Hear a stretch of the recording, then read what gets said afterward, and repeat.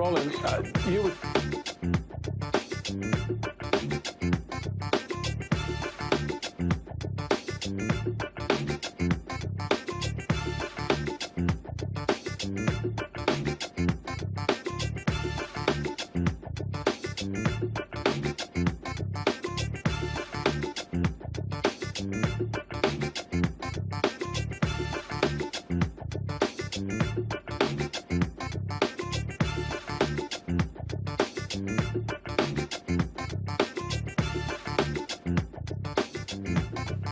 Black Star Network is here.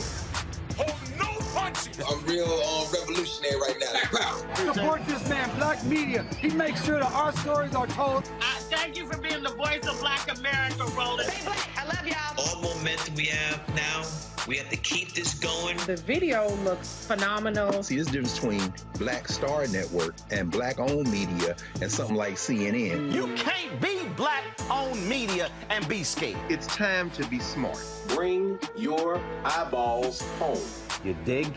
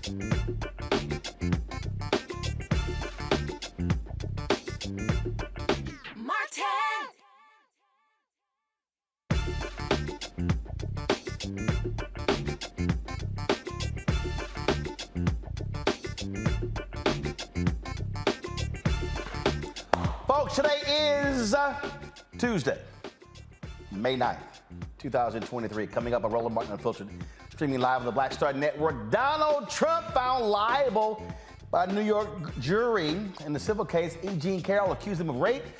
He is found liable for battery, defamation, lying. We'll break it down for you on today's show. Also, folks, on today's show, we're going to talk about all of these conservatives. They're all up in arms and pissed off because I said we got to wipe out the Republican Party because they refusal to confront gun control in America. So Black conservative group Project 21, they're like, oh, we want to come on and talk about it.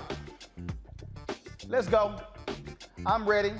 Also, folks, Betsy DeVos, whine, complain, oh, critical race theory and diversity, equity, inclusion. That's the reason why test scores have gone down.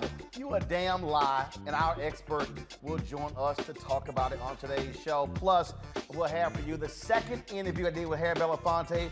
We talked about Colin Kaepernick. We talked about the importance of art, and he also discussed his legacy. Man, it was a great interview that I did with him on TV One. I'm going to show it to you as well. It is time to bring the funk. I'm Roland Martin Unfiltered on the Black Star Network. Let's go. He's got it. Whatever the biz, he's on it.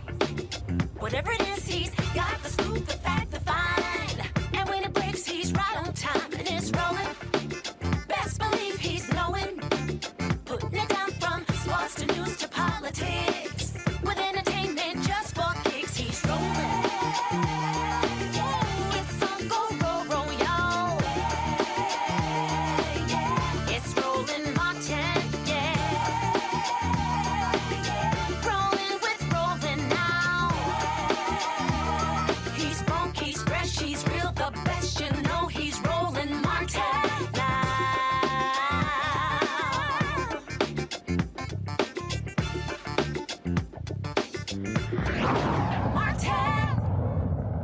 Oh, you can now add civil sexual assaulter to the resume of Donald Trump. Today, a jury there took 3 hours to find him liable for sexual assault of E. Jean Carroll. She accused him of raping her in a department store in 1996. They also found him liable for defamation when he denied that he sexually assaulted her in 2022. She sued Trump under New York's Adult Survivors Act, which was passed last year to provide survivors of sexual abuse a one-time opportunity to file civil suits regardless of any relevant statute of limitations. The verdict, of course, is a significant blow. Trump whined and complained, saying that, oh, he didn't have an opportunity to testify. That's a lie. No shock that they found him guilty of lying because all he does is lie. He was ordered to pay $5 million in damages.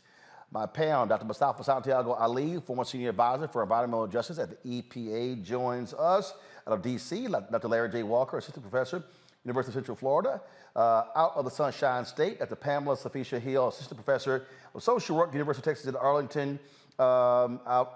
She's there in Dallas. All right, Pam, I'll start with you. I mean, here's the whole deal here. Look, the dude keeps playing around. All Trump doing, he just keep taking L's. Well, you know, you do the crime, you got to pay the time. You know, so it's interesting because, you know, people gonna still vote for him. That's a sad thing. And it tells you the type of people who live in this world who, despite what he does, they're still supporting him. And that's sick. It's sick. But I'm so glad that he was found guilty as charged. Well, again, it was Larry, it's a civil case, so he's not found guilty, but he is found liable for sexual assault, for defamation, and for lying. It reminds me of that saying, what goes around comes around. We could use any of the old sage words we used to hear in the Black church to describe what's going on with Donald Trump after many years of corruption and getting away with all kinds of madness.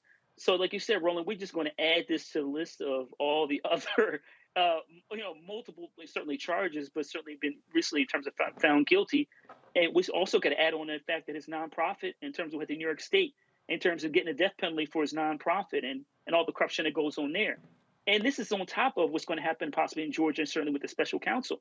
So it's about time that he, in terms of everything he's done, and obviously certainly a feel for this sexual assault victim, but this is one of many recent instances where the president is being held liable for his actions of the past. And like I said, I certainly hope that the special counsel, among some of the other investigations underway, continue to add on. The next question is, Roland, all these religious conservatives what are they going to do? I want to see what the argument is. I mean, you support someone who's responsible for intimate partner violence. So let's see. We'll see what some of these conservatives have to say, who are religious in nature. Oh yeah, and Mustafa, the Republican Party is going to have to defend allowing somebody found liable for sexual assault to be their front runner. Yeah, exactly. But let's be clear. Donald Trump showed us exactly who he was before he ever became elected to the presidential office. He was caught on tape saying that he had the ability, because of his celebrity, to be able to violate women. So, yes, the Republican Party is going to have to make some tough decisions, but we saw how they reacted in the past by moving him forward as their candidate. We've got about 450,000 women, and that's the conservative number, that are sexually assaulted every year in our country. 1 in 6 women will be raped during their lifetime. So it is also an opportunity for us to have a deeper conversation about the violence that continues to happen to women. So the party, and when I say the party, the Republican Party is going to have to decide if they are a party that supports sexual assault, or if they are a party that they often label themselves as a party of family values. The two have not come together in a long time. Well, they have not, and I just think that what you're seeing right here is, again, more L's, and I can't wait for Alvin Bragg to drop that L on him. I can't wait for Fannie Willis. I can't wait for Jack Smith, and he's getting his comeuppance. And so all these Republicans who whine and complain, they're going to have to keep defending a liar, a sexual assaulter, a cheat, a tax cheat, you name it. And so I can't wait to see how they just twist themselves into a pretzel to defend this fool. Going to a break. We come back. We're going to talk about some other issues as well. Of course, the shooting in Allen, Texas continues to just rankle so many people. And oh my goodness, all these little conservatives are caught up in their feelings because I had the audacity to call out the Republican Party for their absolute failure to do anything about guns. And so Project 21 got their feelings like, well, Roland Martin's wrong for this. How dare he? All right, y'all want to come on and discuss? Bring it. You're watching Roland Martin Unfiltered on the Black Star Network. Black Star Network is here. Oh, no punch! I'm real revolutionary right now. Thank you for being the voice of Black America. All momentum we have now, we have to keep this going. The video looks phenomenal. See, there's a difference between Black Star Network and black-owned media and something like CNN. You can't be black-owned media and be scared. It's time to be smart. Bring your eyeballs home. You dig? Hatred on the streets, a horrific scene, a white nationalist rally that descended into deadly violence. White people are losing their damn minds. As an angry pro-Trump mob storms the U.S. Capitol, we've seen shooting. We're about to see the rise of what I call white minority resistance. We have seen white folks in this country who simply cannot tolerate black folks voting. I think what we're seeing is the inevitable result of violent denial. This is part of American history. Every time that people of color have made progress, whether real or symbolic, there has been what Carroll Anderson at Emory University calls white rage as a backlash. This is the rise of the Proud Boys and the Boogaloo Boys. America, there's going to be more of this. Here's all the Proud Boys, guys. This country is getting increasingly racist in its behaviors and its attitudes because of the fear of white people. The fear that they're taking our jobs, they're taking our resources, they're taking our women. This is white fear.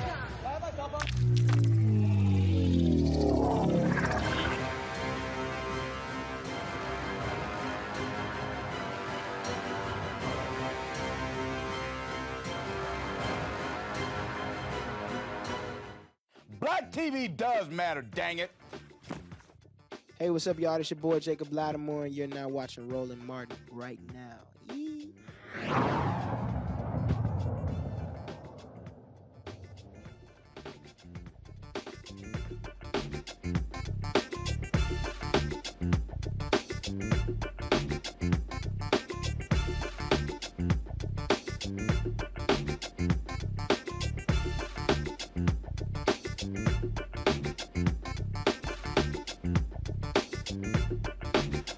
right, folks, I was on MSNBC on Sunday with former San Antonio Mayor Julian Castro. Also, Republican Michael Steele was guest hosting on MSNBC. And we were talking about the shooting that took place in Allen, Texas that left 7 people dead, 8 people wounded. This is what I had to say.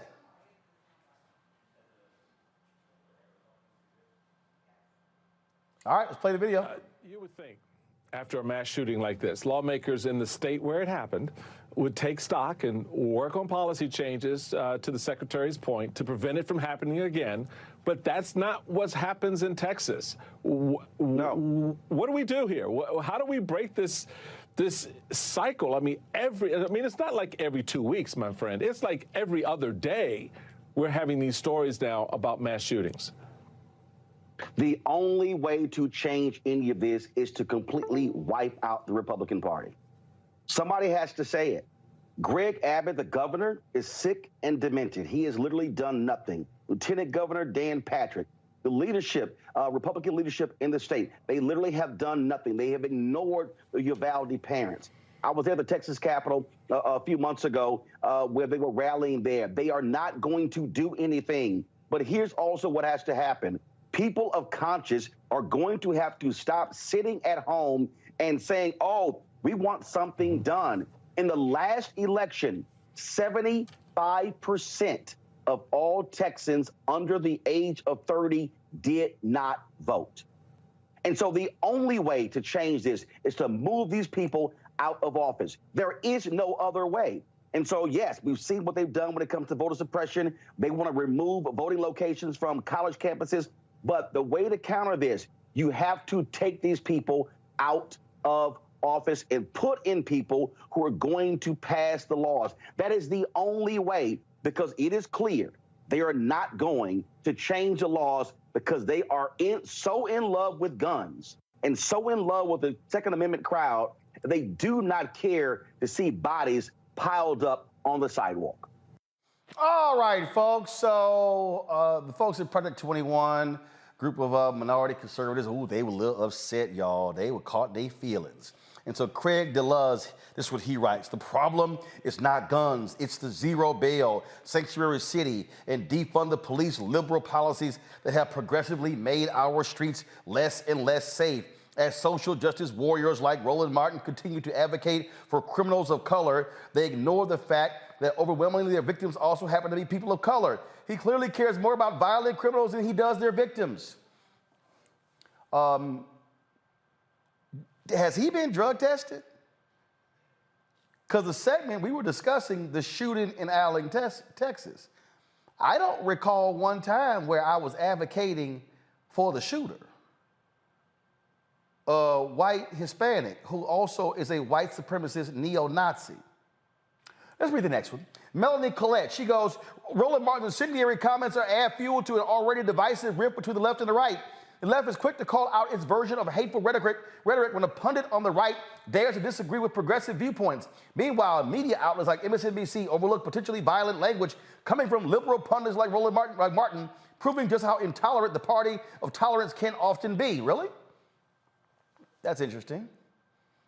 Melanie, where are your statements against some of the most ridiculous stuff we've heard on Fox News?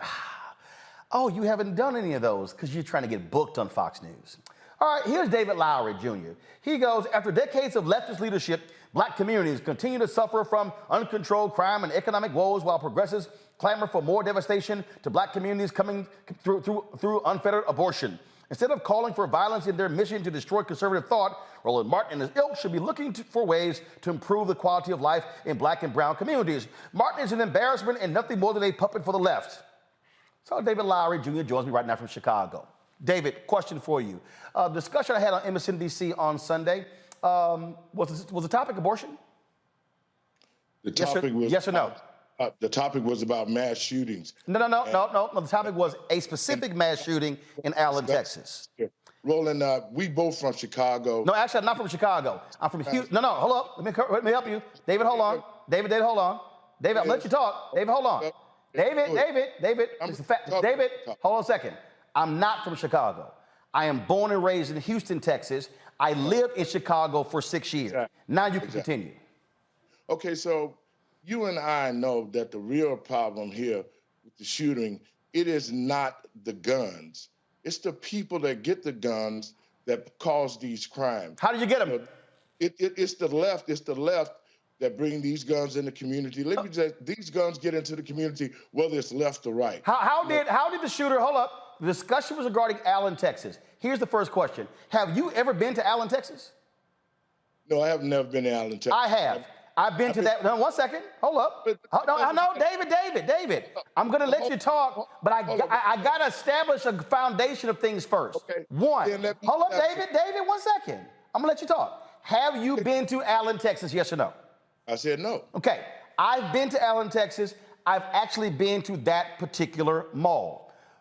Do you know what the racial makeup of Allen, Texas is?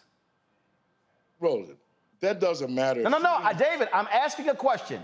Do you know yes or no? You don't want to get to the point.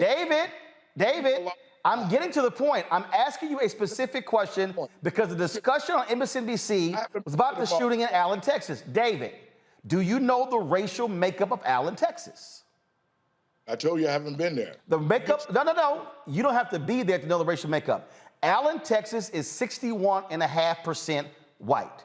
2, we now know that the shooter, the actual shooter, was a white supremacist and a neo-Nazi. How was he a leftist or a liberal?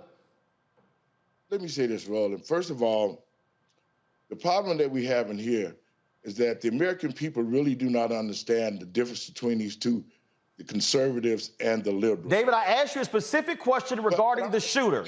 David, can you answer about the shooter? I'm going to answer the question about the shooter, but let me lay the foundation. Just like you did. This whole thing is about gun control. This whole thing is about the Second Amendment.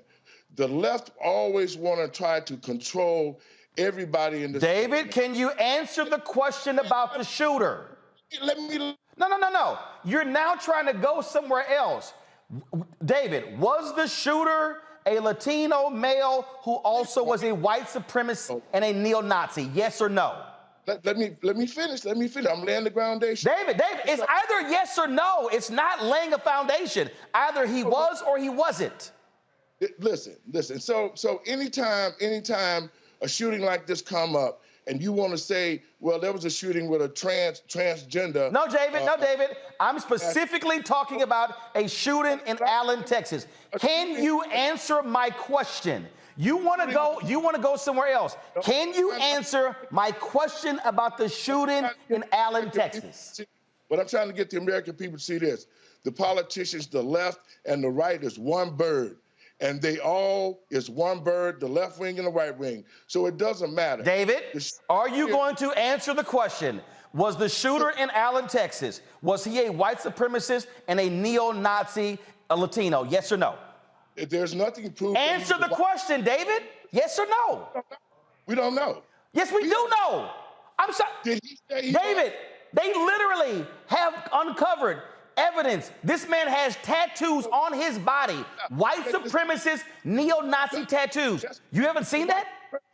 Just because he was a white supremacist, he still was a shooter, just like all the other shooters who used the weapon, who now the left is trying to shut down the Second Amendment. Let me ask you a question, David.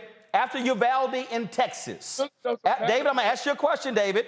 After the shooting of David, there was a shooting in Uvalde, Texas. The shooting in Uvalde, Texas. The parents, David, here's the deal. You can sit here and run off and do everything else. I am asking extremely specific questions. What I would like is an answer to the question, not you trying to filibuster something else. There was a shoot, David, I'm asking a question. David, there was a shooting in Uvalde, Texas. After the shooting in Uvalde, Texas, the parents in Uvalde demanded Texas Governor Greg Abbott, Lieutenant Governor Dan Patrick to do something about gun control. Greg Abbott then said the problem isn't the guns, the problem is mental illness. David, hold up. David, fact, yes or no? did Texas Governor Greg Abbott cut $211 million out of the mental health budget in Texas? Yes or no? No, I don't know if he did or not. Did he? Did. So you just agreed, David. You just agreed, David. I'm gonna let you talk. You just agreed with Greg Abbott that mental illness is the problem. Yeah. So if mental illness is the problem, why did the Republican governor cut the funding, and did you criticize his cutting of the funding? Now you can talk. Okay. This thing in Texas and Greg Abbott cutting the funding for the mental illness, it's definitely a mental illness because these guns are not killing. It's the people that get the guns. Greg, so David, do you disagree with Republican Greg Abbott cutting the funding? I disagree with the fact that you're not allowing me to explain myself. That's what I disagree David, with. you just said cutting the funding of mental illness is a problem. Do you disagree with Republican Greg Abbott cutting the funding? This is what I disagree with. If he cut that funding is needed to help the mental aspects of people that are purchasing the weapons. So if you believe it's needed, where is your statement? Hold up. Where's your statement criticizing Greg Abbott for cutting the funding? Where is it? I'm criticizing you because you're a race baiter who always continue. Oh, so you're not criticizing the person who cut the funding. You're just criticizing the concept of cutting the funding. I'm criticizing you right now, brother. David, I'm going to ask you again. David, why won't you criticize the Republican governor who cut $211 million for mental illness? Opposed of us looking for issues to help the black community, all you do is get on this show. You're a liar. That the left. You're a liar.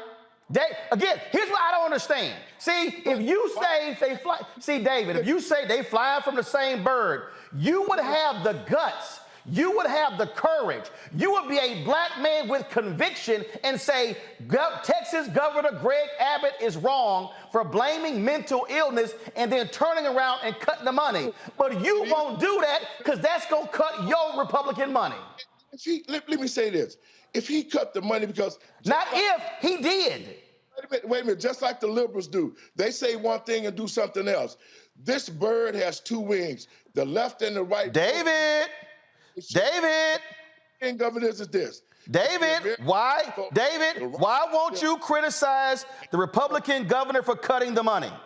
Criticize him. I called to talk about you. No. See, David, here's the deal. David. See, you thought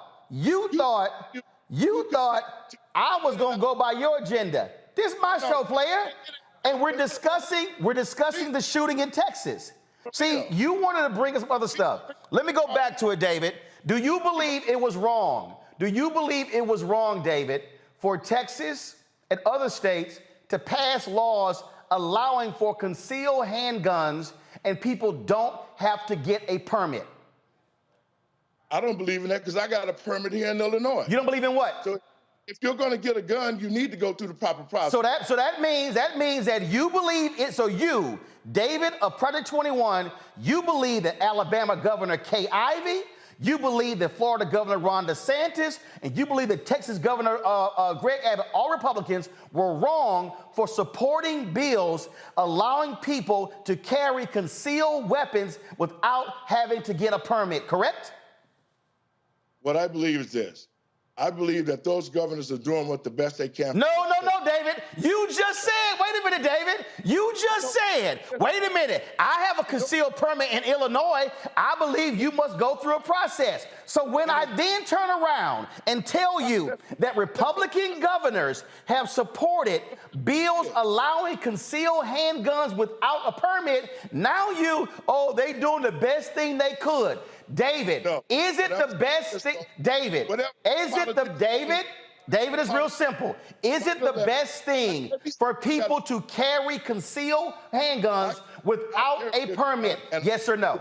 That was required for me, okay? That's what I'm saying. So whatever these states do for their states, that's what they do. But the real David, are you aware that homicides in Texas are up 90% since they... Are you aware, David? We're discussing Texas. Are you aware that the homicides in Texas are up 90% since they changed the gun laws?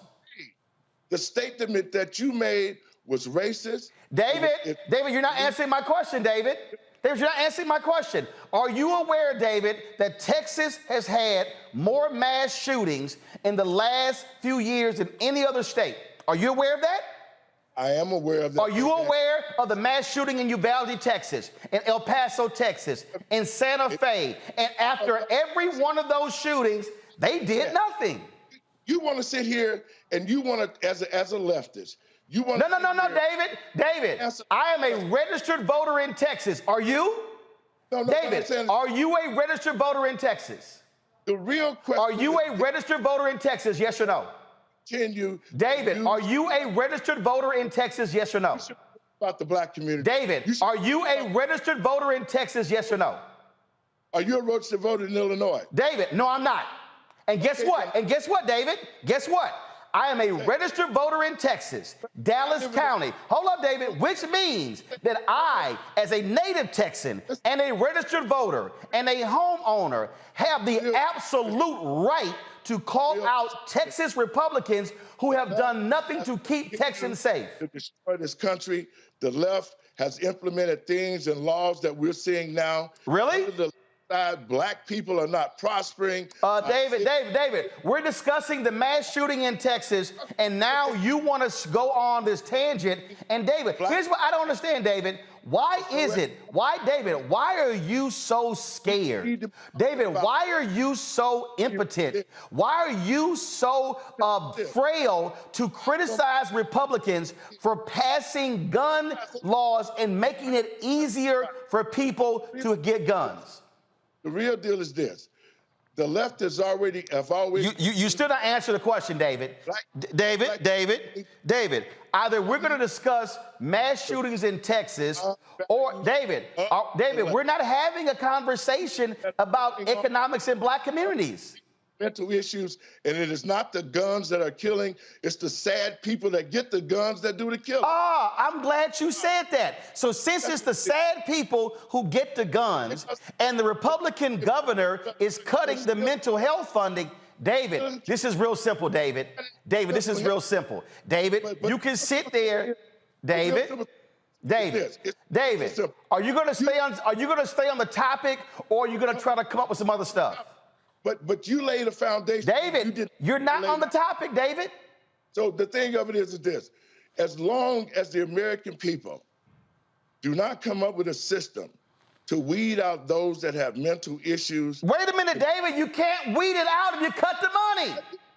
To weed out those who have mental issues, it is not the guns. The Second Amendment should not be infringed upon, and the American people and patriots across this country need to stand strong together, because people like Roland Martin are divisive. Here's what I find to be funny. Divisive is when you're so weak that you're unwilling. When you're so weak, you're unwilling to criticize a Republican who doing what's wrong. David, admit it. You're impotent. I am the biggest critic. All of the money that you get from Project 21 comes from the right. David, you won't even answer the question.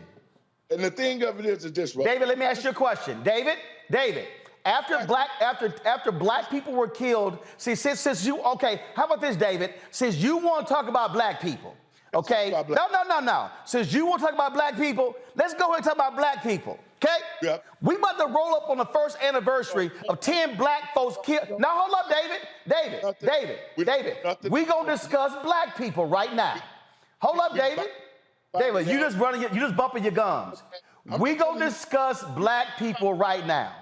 Black people continue. No, here's what we gonna do. I'm gonna go to a break, and I'm gonna come back in 2 minutes. So, David, we gonna come back and we gonna discuss black people being shot, and I'm gonna walk through something, and I can't wait to get your response to it. Hey, y'all, you watching Roland Martin Unfiltered on the Black Star Network. David can keep yapping during the commercial break, but trust me, we gonna come back, and he gonna have to answer about Buffalo.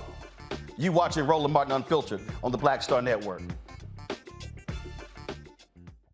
Hatred on the streets, a horrific scene, a white nationalist rally that descended into deadly violence. White people are losing their damn minds. As an angry pro-Trump mob storms the U.S. Capitol, we've seen We're about to see the rise of what I call white minority resistance. We have seen white folks in this country who simply cannot tolerate black folks voting. I think what we're seeing is the inevitable result of violent denial. This is part of American history. Every time that people of color have made progress, whether real or symbolic, there has been what Carroll Anderson at Emory University calls white rage as a backlash. This is the rise of the Proud Boys and the Boogaloo Boys. America, there's going to be more of this. Here's all the Proud Boys, guys. This country is getting increasingly racist in its behaviors and its attitudes because of the fear of white people. The fear that they're taking our jobs, they're taking our resources, they're taking our women. This is white fear.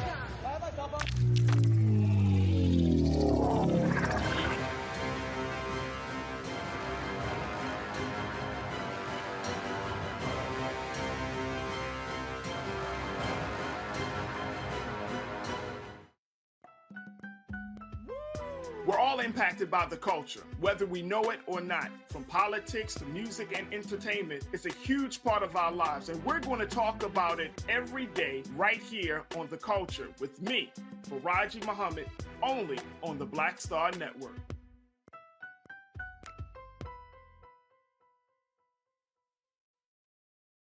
Hi, I'm Anthony Brown from Anthony Brown and Group Therapy. Hi, I'm BB Winans. Hey, I'm Donnie Simpson. What's up? I'm Lance Gross, and you're watching Roland Martin Unfiltered. We are 5 days away from commemorating the one-year anniversary of 10 black people who were gunned down at a supermarket in Buffalo. And so we are having, well, I won't call it a conversation, because David Lowry refuses to answer any questions. He's with Project 21. So, David, let me ask you this question. Since you want to talk about black people, 10 black people were gunned down at a supermarket in Buffalo by a white supremacist. Shortly after that happened, the House passed a bill to fight domestic terrorism, and it was laid out. The vote was 222 to 203. Go to my iPad, Henry. 222 to 203.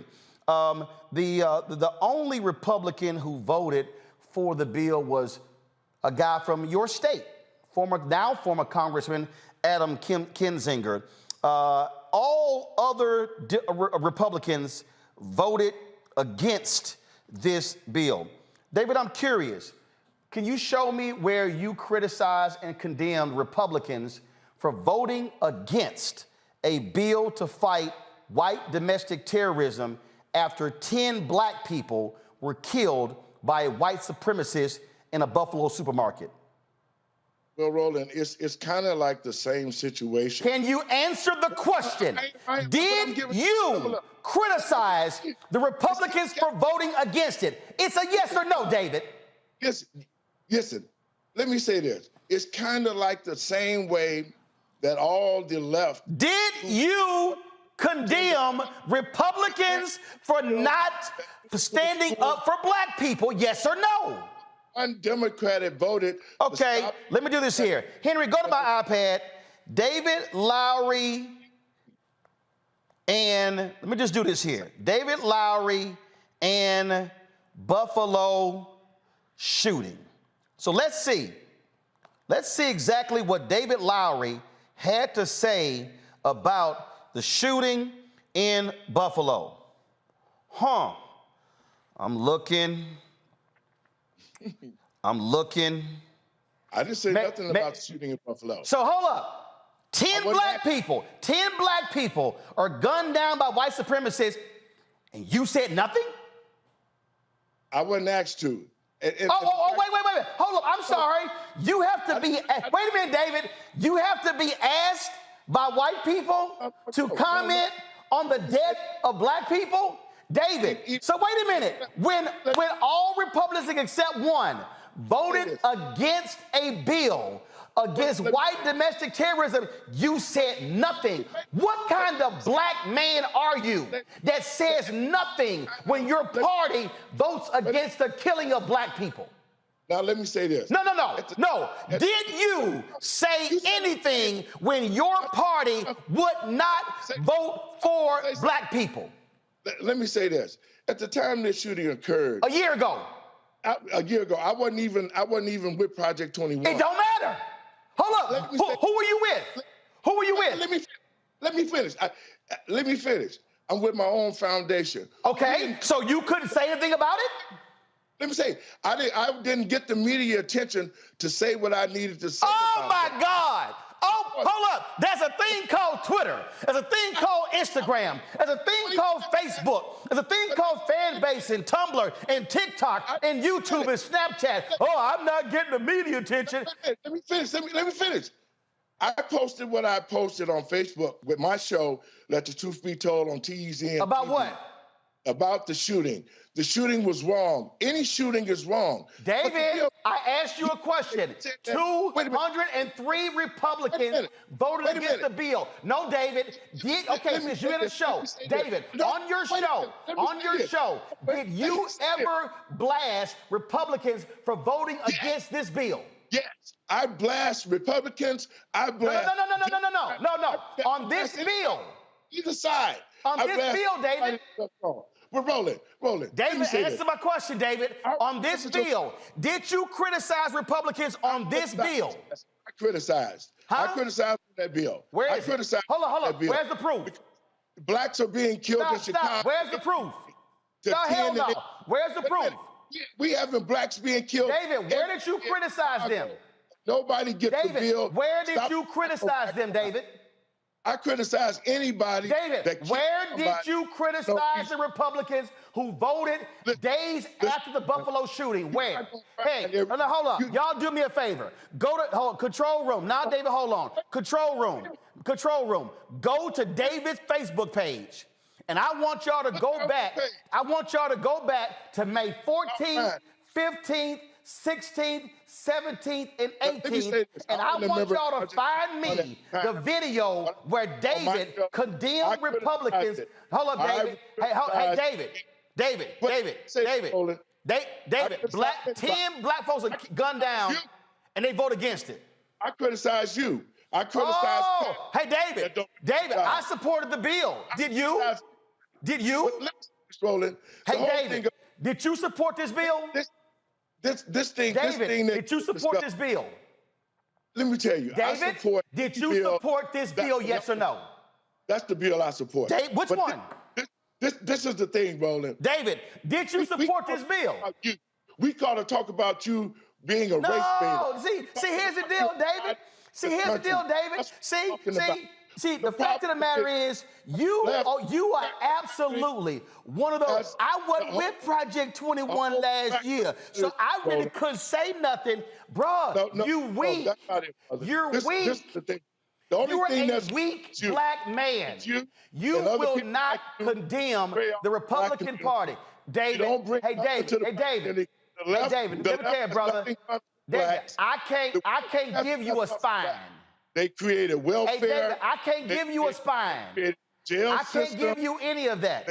So here's the whole deal, David. I'm gonna ask you one more time, David. David, how about this here? I'm just gonna ask you one more time, David. David, this is real simple. David, and black people do not wake up to understand. This is really a waste of my time because you can't even answer the question.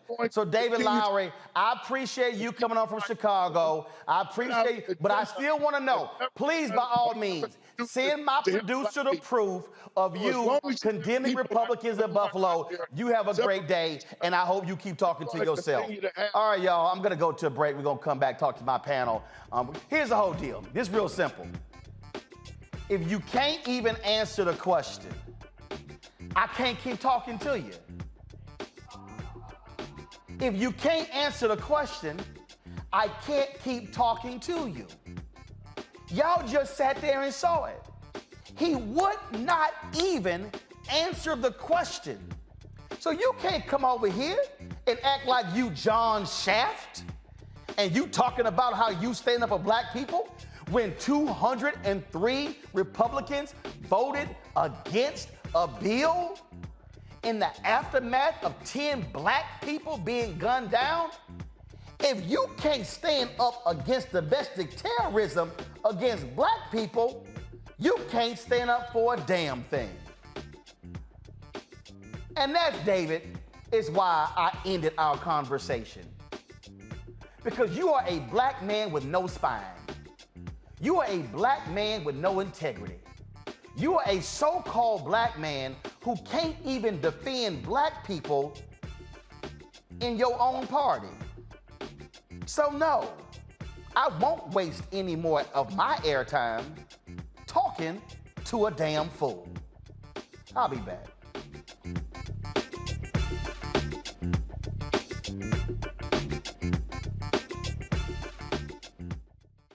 When you talk about blackness and what happens in black culture, we're about covering these things that matter to us, speaking to our issues and concerns. This is a genuine people-powered movement. There's a lot of stuff that we're not getting. You get it, and you spread the word. We wish to plead our own cause.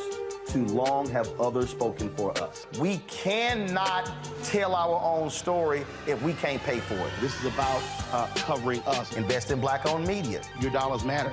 We don't have to keep asking them to cover our stuff. So please support us in what we do, folks. We want to hit 2,000 people, $50 this month, raise $100,000. We're behind 100,000, so we want to hit that. Your money makes this possible. Checks and money orders go to P.O. Box 57196, Washington, D.C. 20037-0196. The Cash App is $RM Unfiltered. PayPal is R Martin Unfiltered. Venmo is RM Unfiltered. Zelle is Roland at RolandSMartin.com. On a next, A Balanced Life with me, Dr. Jackie. What does it mean to actually have balance in your life? Why is it important and how do you get there? A masterclass on the art of balance. It could change your life. Find the harmony of your life. And so what beat can you maintain at a good pace? What cadence can keep you running that marathon? Because we know we're going to have, high levels, we're going to have low levels, but where can you find that flow, that harmonious pace? That's all next on A Balanced Life on Black Star Network.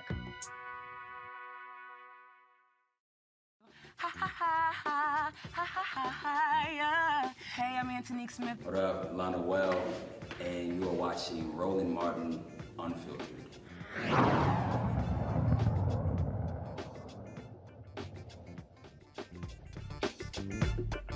Martin!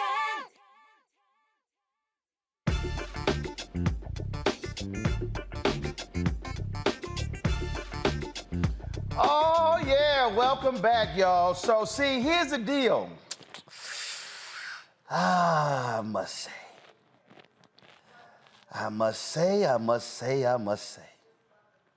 See, when you decide to come on the show, so I'm gonna explain to y'all what just happened right there, okay? So Mustafa, Larry, and Sophia. Let me walk y'all through what just happened. See, game recognized game. So I'm discussing the shooting in Texas. He want to come on, talk about everything else but the shooting in Texas. Then the poor little boy don't do no research on Texas. And so, hell, he started off wrong by saying, I'm from Chicago. That fool didn't even do that basic ass research. Hell, that's in Wikipedia. So then he wants to start going all around. So then he wants to start talking about black people who get killed. All right, so I bring up 10 black people killed in Buffalo. So my staff has pulled it up. What were the dates of his show? May 4th, May 11th, and May 18th. Y'all, the shooting took place May 14th. Tell me again, what did he discuss on his Facebook on May 18th? He discussed, y'all, this fool was talking about the mayoral election in Chicago on May 18th. Mustafa, on the same day the bill gets passed in the House, 203 Republicans voted against it. Here's what David is so damn weak. He could have went on his show and praised Adam Kinzinger for being the only Republican And he's from Illinois for voting for it. He didn't even talk about it.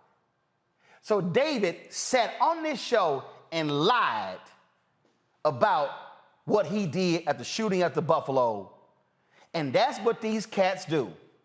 They come on these shows, Mustafa, and they think this is Fox News or Newsmax or OAN, where they can spew talking points and lie until I hit their ass with a 2x4 called facts. Yeah, maybe that's a reason that they're so afraid of background checks, because when people do background checks, they actually, know the history of an individual or an entity, if it is. It's unfortunate that we have folks from our own communities who will not stand up to stop this gun violence. We know the steps that are necessary to actually make it happen. You go back to the 1994 assault weapons ban, and there's research that shows that it decreased the deaths that we now see even to this day.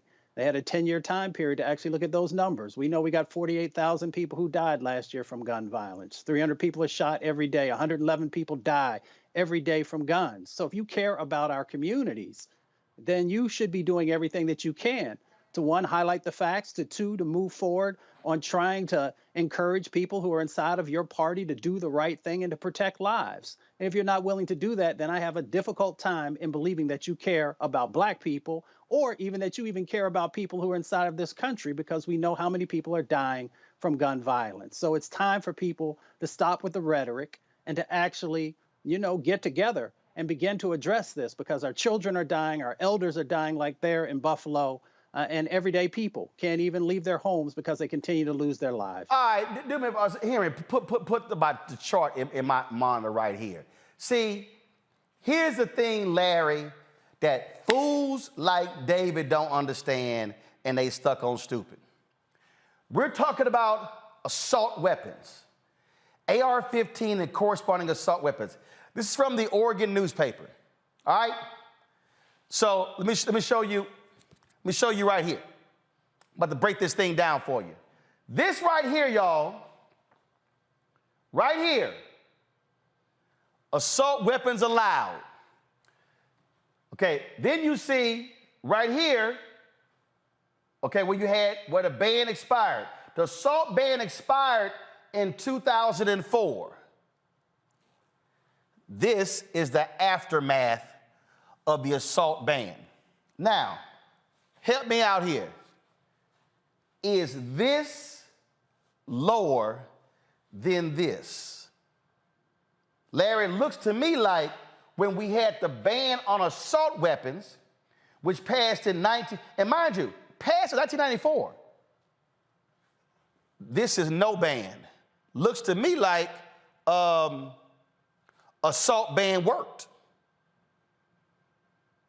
They did work, Roland. I mean, there are plenty of research studies that highlight that the research ban during those 10 years, and let's remember, it expired during the George Bush Jr. administration. We know that it worked. We know there are common sense policy decisions to deal with this public health crisis. The other thing is, well, I want to go back to the guest you just saw on the show. Listen, it reminds me of a student that didn't read the syllabus. If he's going to come on your show, you can't come on with superficial talking points. You have to make sure you have your facts to back up. Statistically, you need to have some data, some numbers, and some a common sense approach to have a conversation on this show. He just didn't read the syllabus and wasn't prepared. But the bottom line is, we need comprehensive gun reform at the federal level to address the onslaught of violence this country's experienced over the last several years, particularly, as I said, you talked about these mass shootings, and most recently one in Texas. Not doing anything is not an option. The other thing is, Roland, when people come on the show or I see them on other platforms and they start talking about Chicago, when we're talking about shooting in Texas, I see you. You don't have anything to talk about. And that is what we would describe as a dog whistle. So let's not just focus on what's going on in Chicago. Let's talk about the national problem of gun violence in this country. Let's find some comprehensive gun reform. Let's pass it so we can make sure we save the lives of men, women, and children in this country. And Pamela, this is real. Again, this is how stupid David L. Lowry Jr. is. You got to be, beyond ignorant to release a statement to say, I don't care about the well-being of Black communities when literally that's what we do every single day. We feature, we're not doing it today because we got Harry Belafonte there. We feature black-owned businesses every Tuesday. We feature black people in tech every Wednesday. We do Fit, Live, Win every Monday. Education Matters every Friday. This dumbass ain't never seen the show, it's obvious. But Pamela, for this fool to bring up abortion when I'm talking about the mass shooting in Allen, Texas, this is what happens when ignorant folk use talking points and want to be way the hell off the subject. The bottom line is this here. A white supremacist neo-Nazi gunned people down there in Texas. One of those injured is our frat brother, Larry and Mustafa. I'm gonna show you in a second, folks, there's a GoFundMe. So 8 people are injured. This man killed a whole Asian family. There's a 6-year-old who does not have a mama and a daddy and a sister because of this racist. And this fool is defending them because he wants them to still be able to have these guns. Roland, there's an African proverb that says, it is best to allow others to think you are a fool than to open your mouth and remove all doubt. Your guest just opened his mouth and removed all doubt, and opened his mouth, he could not answer yes or no. So mine truly is a terrible thing to waste. And, you know, I live in Dallas area. And, you know, just to think that you can't even go to the mall, and he apparently does not watch the news because they talked about how this guy had all these tattoos, how they found all this white supremacy information in his house, and how he was yelling racist things. And this dumbass goes, we don't know if he was a white supremacist neo-Nazi. I'm like, your ass can't read? Exactly. And all you gotta do is turn on the evening news. It's still on the news. So, you know, and what they did in Texas, they raised the age limit to 21. However, if you're 22, you can still go out and get a gun and not be checked. So that is, you know, I don't think that's the solution. It needs to be higher. It needs to be background checks. Any fool can go out here and get a weapon and do whatever they do. And that's the sad reality. And the other sad reality is that we know it's going to happen again. Children are afraid to go to school. People are afraid to go shopping. You can't go to church, can't go anywhere. Look. But you know. Look, I keep telling all these black conservatives, I ain't got a problem when black conservatives come on my show. Hell, I was on MSNBC Sunday with a black conservative, Michael Steele. I've had Chris Metzler, Eugene Craig, I've had others, but here's what you're not gonna do. You're not gonna come in this space and lie. What you're not gonna do is come in this space and make shit up. What you're not gonna do is you're not gonna come in this space and actually think, I'm going to allow you to spew BS talking points, and then if you think, David, because see, y'all, here's the deal. David asked for this ass whooping. I need y'all to understand something. I didn't call his ass. They sent my producer, Carroll, an email, and the email basically said, hi, could you please book David Lowery so he can get his ass whooped by Roland Martin? That's essentially what just happened. I don't know who that fool is. Because first of all, if I knew David Lowery, I would have told his dumb ass, don't sit in a dark ass studio in a black suit and a cobalt blue tie and a black shirt because we can't see your monkey ass. I would have told him to at least put on a white shirt in a different color suit. But see, they like to invite themselves, because see, here's the whole deal, y'all.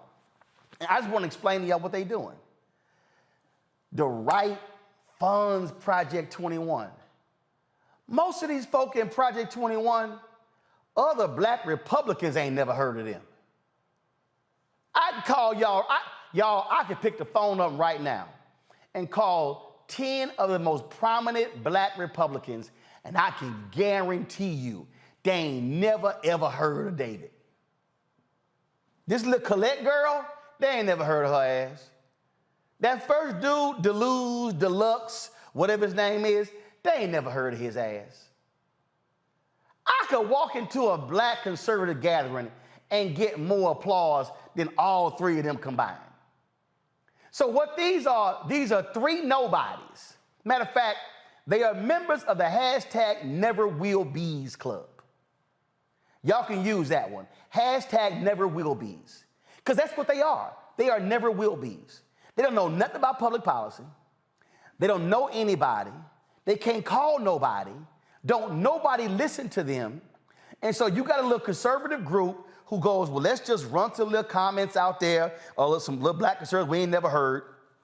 And so then they like, we need some media attention. So what did he say? I came on here to call you, Roland Martin, a racist. The shooter was the racist. And this fool is sitting there talking like the shooter. I can't respect, and I'm gonna just give y'all this right here. I'm just going ahead and go with this, end with this here. So a few years ago, you had a white Republican who was running for Congress in Texas against Martin Frost, who was Democrat. So my man Michael Williams and his wife Donna, they were gonna have a fundraiser at their house. Now Michael worked for the Reagan and the Bush administration. Michael, third generation, fourth generation black Republican. Michael, good brother. I talked to, hey, Michael is my friend. See, y'all don't understand. Michael was a top figure in the Reagan and the Bush administration. Me and Michael went to the Million Man March together. So let me tell y'all what happened. So there was some church burnings going on.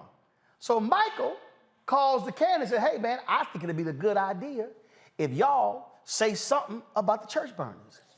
Well, the staff got back to him and they said, well, you know, we ain't really comfortable with that because we think that's pandering. Now, Mustafa, Larry, and Pamela, here's what's funny. They literally traveled to some black churches with Congressman J.C. Watts. Well, that shit is pandering.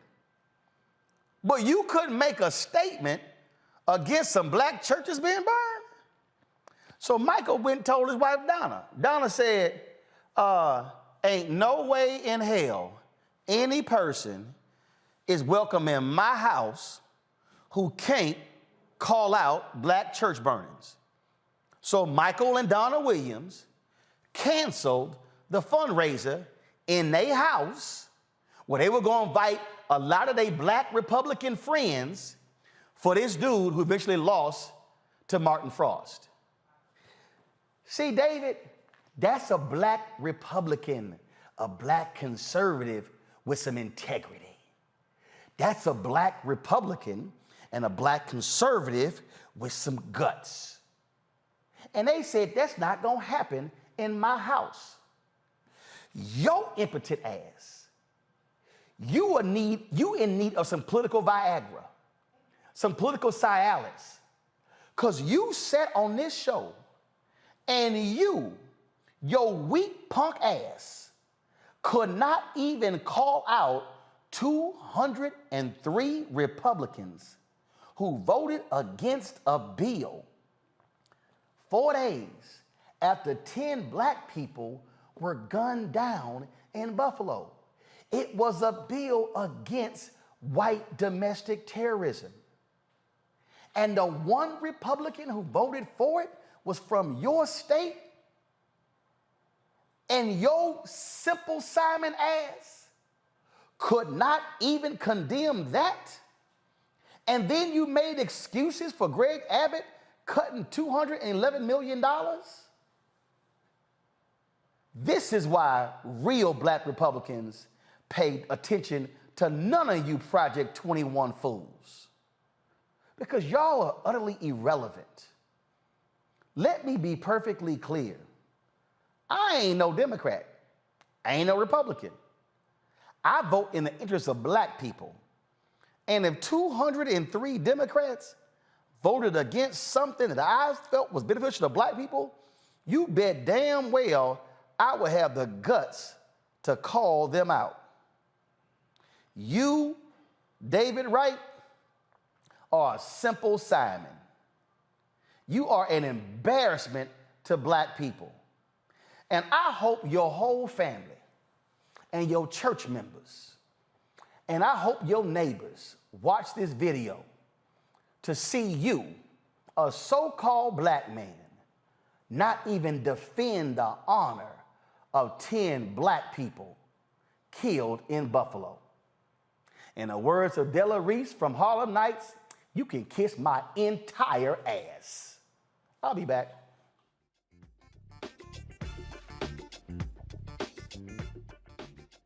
Next on the Black Table with me, Greg Carr, we look at one of the most influential and prominent black Americans of the 20th century. His work literally changed the world.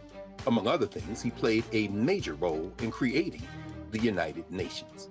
He was the first African American and first person of color to win the Nobel Peace Prize. And yet today, he is hardly a household name.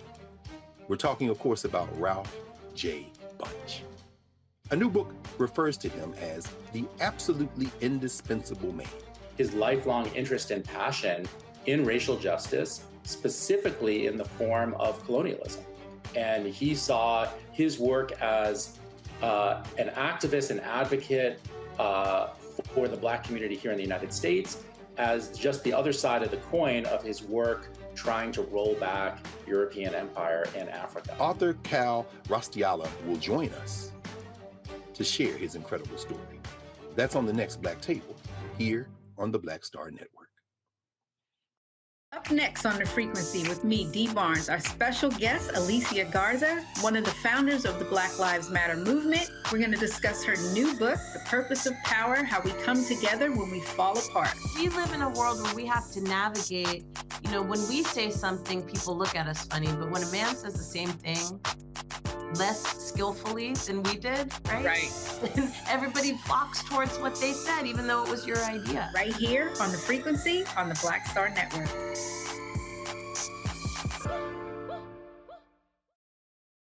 What's up, what's up? I'm Dr. Ricky Dillard, the choir master. Hi, I'm Amber Stevens-West from The Carmichael Show. Hi, my name is LaToya Luckett, and you're watching Roland Martin Unfiltered.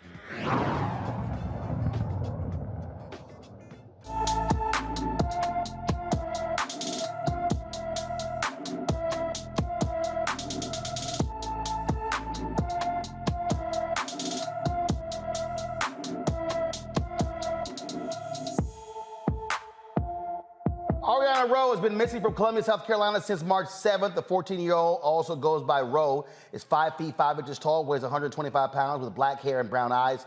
Anyone with information about Ariana Rowe should call the Richland County, South Carolina Sheriff's Office at 803-576-3000, 803-576-3000. David, I bet you don't do missing black people on your show. Weak ass. All right, y'all, speaking of weak, y'all, former Education Secretary Betsy DeVos just proved she got to be as dumb as David and everybody in Project 21. Here's the tweet her simple Simon ass posted. This is why she got booed at, and y'all pull the video up when she spoke at Bethune-Cookman when they turned their back and booed her trifling ass. This fool said students' knowledge of U.S. history is at an all-time low. This is what you do when you teach CRT, DEI, and the 1619 Project instead of the Declaration of Independence, the Constitution, and the Gettysburg Address. Y'all, why did I write my book, White Fear? Because of folk like her ass. Then she goes on Fox News claiming, oh, wokeness is the reason why our kids are not learning. Y'all want to hear a simple Simon? Here her ass go. Line graph, if you will. 8th grade history scores now hitting an all-time low in this country. To what do you attribute this drop-off for our nation's children? Well, Sandra, clearly the extended closures during COVID had something to do with it. But the reality is that those scores were headed that direction well before the pandemic. In fact, in 2017, I made a speech on National Constitution Day talking about these plummeting scores.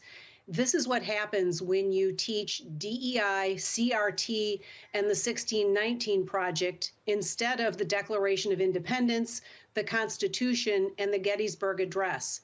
This is appalling, and when we consider that 87 out of 100 students are not even close to proficient in knowing U.S. history, it's a very concerning trend. And we should all be alarmed and say enough. Our government-run schools are not doing the job, and we need a change. Joining us is Matt Gonzalez, the Director of Education, Justice, Research, and Organizing Collaborative at NYU Metro Center. Here is what I think is absolutely hilarious, Matt. This fool, Betsy DeVos, actually said CRT, DEI, and the 1619 Project, and she said, I gave a speech on Constitution Day in 2017. Here we go to my iPad. Matt, the 1619 Project wasn't published until August of 2019, 2 years after her dumb ass gave that speech.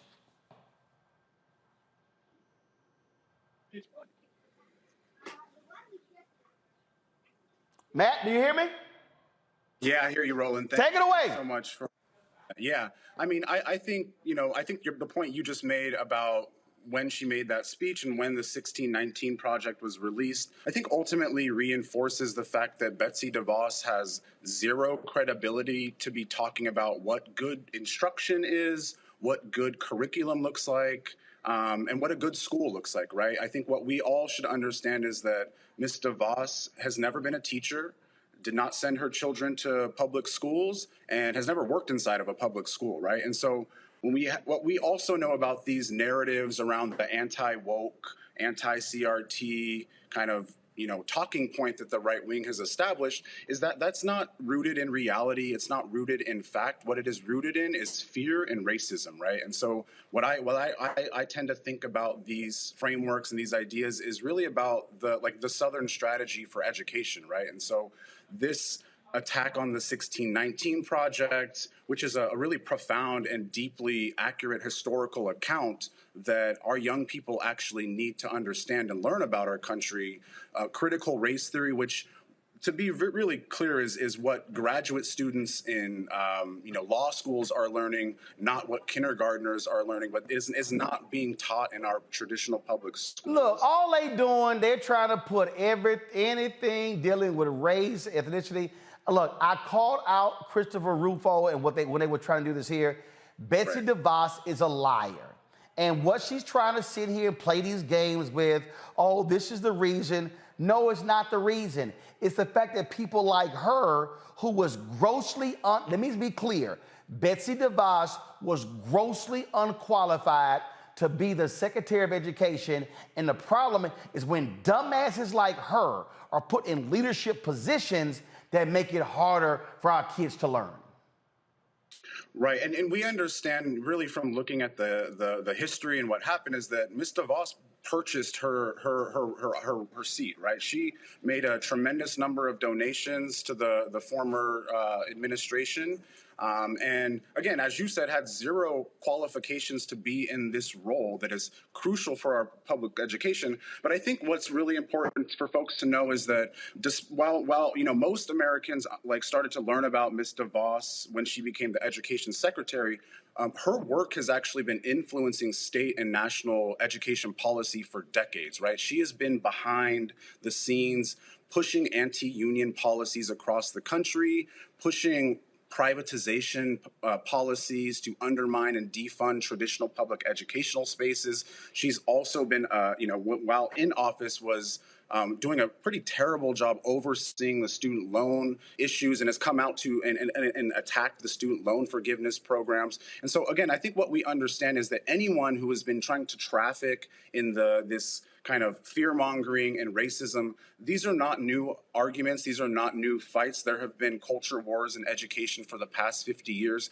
This is just the culture war du jour for the right wing. And I think it's really important that we understand who is funding these right-wing groups to go out and act wild at school boards, to attack and dox teachers, and to be really clear that over 25 states in this country have passed legislation that is attacking, critical race theory, attacking the 1619 Project, attacking LGBTQ students. And all of that is designed to undermine and dismantle public education so that Ms. DeVos and her friends who love to privatize schools can sweep right in and pick up the money, the taxpayer money that we use that is needed to defend our traditional public educational spaces. Larry, you're a college professor, and the bottom line is here. There literally is nothing of substance that comes out of this woman's mouth. All it is gaslighting and just feeding the white fear of the folks at Fox News and those who watched it. So let's remember, soon after being confirmed as Secretary of Education, she made a comment about Howard University as if Black folks had a choice to attend PWIs and not had to attend HBCUs. And remember, she had to walk back that comment. So yeah, because she don't know a damn thing about history. Right. That's how she started off her role as Secretary of Education, having to walk back a comment when Black folks were suffering from de jure segregation and had no choice but to attend HBCUs. So when she talks about, like you said, Roland, when she talks about history, first of all, she started off by making an error almost like week one as being Secretary of Education. So she's not one to talk. My colleague there that's talked about DeVos and that family in terms of how they've been undermining public education for decades, and that's true. The other thing I want to add, Roland, is this conversation about CRT and 1619 Project. These are all dog whistles. Let's just call it what it is. And the bottom line is, these are, when you talk about your book, people are afraid of a country that is now, over the next couple of decades, will predominantly be people from minoritized backgrounds. So let's be clear about what this is all about. This is about power and control and not about democracy, and certainly not about history. Pamela, look, again, we ain't dealing with, she ain't the brightest bulb in a dark room, okay? And so, again, it's what can I say that's gonna rile up white people? Oh, that's why my kid not learning, and we should be teaching the Declaration of Independence and the Gettysburg Address. You so stupid that they barely teach that anyway. Here's the question, and this is why Fox News is so dumb. This is real simple.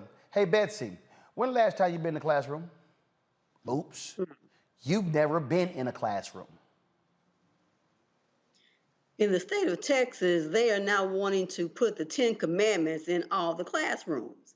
Well, first of all, if we had teachers who were allowed to teach, we would have a better opportunity for our children to learn. You have, teachers being told what to teach and what you cannot teach, what you can say, what you cannot say. How is it that in a social studies class in Texas, you can't discuss current issues? Really? Really? So, we have to realize and be always truthful to understand, again, critical race theory came about in the 70s. I tell folks, if somebody criticizes them, if they can't give you the accurate history, they don't know what they're talking about. Nobody's teaching that unless it's at the graduate level, law school, and you got to know what it is. So what they are doing is they are trying to indoctrinate people with their own ideas to give this scary thing, oh my God, these people of color are going to come, they're going to take over. We ain't going nowhere. We ain't going nowhere. And I think that, particularly teachers, parents, learn all you can and teach your children. Start at home. Because if we depend on the school system, we might be in some issues here because, again, teachers are not allowed to be teachers. Mustafa, look, again, it's beyond stupid. But people need to understand what is actually happening by folks like DeVos and what they're attempting to do. They want white control. They do not want to see black people and Latinos and Asian Americans and Native Americans do not want to see us included. They want to continue the white fantasy of how America was created and how wonderful and perfect and great everything has been. Yeah, and it's also a part of the 2024 strategy. And we know it's been going on for a number of years now, but they're ramping it up because they understand if they can create chaos, if they can create fear, then they have a stronger chance of actually winning these elections, both local, county, state, and federal. So we need to understand the game that's being played. You also got to understand the messenger. So when Betsy DeVos was Secretary of Education, there was a ranking that was done, and she was one of the lowest in the Trump administration. So hold on to that for a second. If you are the lowest in the Trump administration, and we saw individuals that were being put in positions who had no track records leading these agencies and departments, how bad are you if you're the lowest of individuals who are not even qualified to hold these positions? So you got to understand the game that's going on and how these types of folks will try and manipulate the truth so that they can, garner the things that they've been looking for. And of course, as everybody has shared, it is all about holding on to power. It is about trying to figure out a way, like they did in South Africa, to know that when you are the minority, which, white brothers and sisters will end up being, how do you still make sure that you can leverage resources? How can you leverage privilege? How can you make sure that you stay in power? Dean, I'm sorry, Matt, this is very simple, and that is, if we want to deal with what's happening with dropping test scores, then you really address what the issue is. And it has nothing to do with any of this, but this is, again, the game they're playing because they want to present a fictionalized version of what America has always been, and their attitude is there's no blemish. Everything was wonderful and perfect and just and good. They don't like the fact that people are learning the real about America and its founding. Right, Roland. And, I think this is so much about an effort to erase, the history of the accurate history of this country, right? The accurate contributions that Black and African Americans have made to creating this economy, creating the country that we live in, really creating the wealth that this country resides on, right? There's also an effort to, what I started seeing is, right, shortly after the January 6th insurrection, there were bills all across the country to limit voting rights. There was then these efforts to erase what was happening in social and current events and history, right? And so this is another current effort to erase the history of this country, and we're living in it right now, right? And again, so what we're seeing across the country with book bans, with attacks on LGBTQ students, with these efforts to suggest that CRT is this boogeyman being taught in our schools. My team just did a national research survey looking at the 3 biggest curriculum companies in this country, and we scored those on whether or not their curriculum was culturally responsive. What we saw from each of these 3 companies, who again, most of the kids in traditional public schools are probably receiving some version of curriculum from these companies, was that each of them scored culturally destructive, right? And so this narrative that we have this like woke education rampant across our country, I wish we did, right? I really wish we had teachers and schools that had the capacity to really give students an accurate telling of history. But unfortunately, the history that I got as a student was inaccurate, Eurocentric, and whitewashed. And the same is true for students today. And so this idea that it's CRT and 1619 is the reason that kids are struggling in history, I think we need to look at the fact that we have and are still in a global pandemic, that American public schools are more segregated than they were in the 1960s, that schools that are majority white, because of that segregation, get $23 billion more than schools that are serving Black and brown kids. And so if we really want to talk about the problem, if you're hungry, you can't learn how to read, right? And so we have schools or states across the country that are eliminating free lunch programs while they're banning books, right? And so I think we need to really put this in perspective for the audience to know that this is all dog whistles, and this is all part of a 2024 election strategy that should not work. But my fear and concern is that white Americans are constantly looking for excuses to vote for the fascist party, right? And whatever they can grab onto, they'll do it. Oh, absolutely. I just need people to understand this thing is real. And so if you sit at home and not vote, guess what? Idiots like that will be in power. Matt Gonzalez, we appreciate it. Thanks a lot. Thanks. Let me also thank Pamela, Larry, and Mustafa for being on the panel today. Thank you so very much for joining us, folks. Y'all have a great one. When we come back, folks, we will air for you. The second one-on-one interview I did with Harry Belafonte was an amazing interview. He talked about a lot of issues, Colin Kaepernick, black folks in art, but also really talked about what his legacy is and how people should remember him. It's a great conversation you're going to learn a lot from. That's next on Roland Martin Unfiltered on the Black Star Network.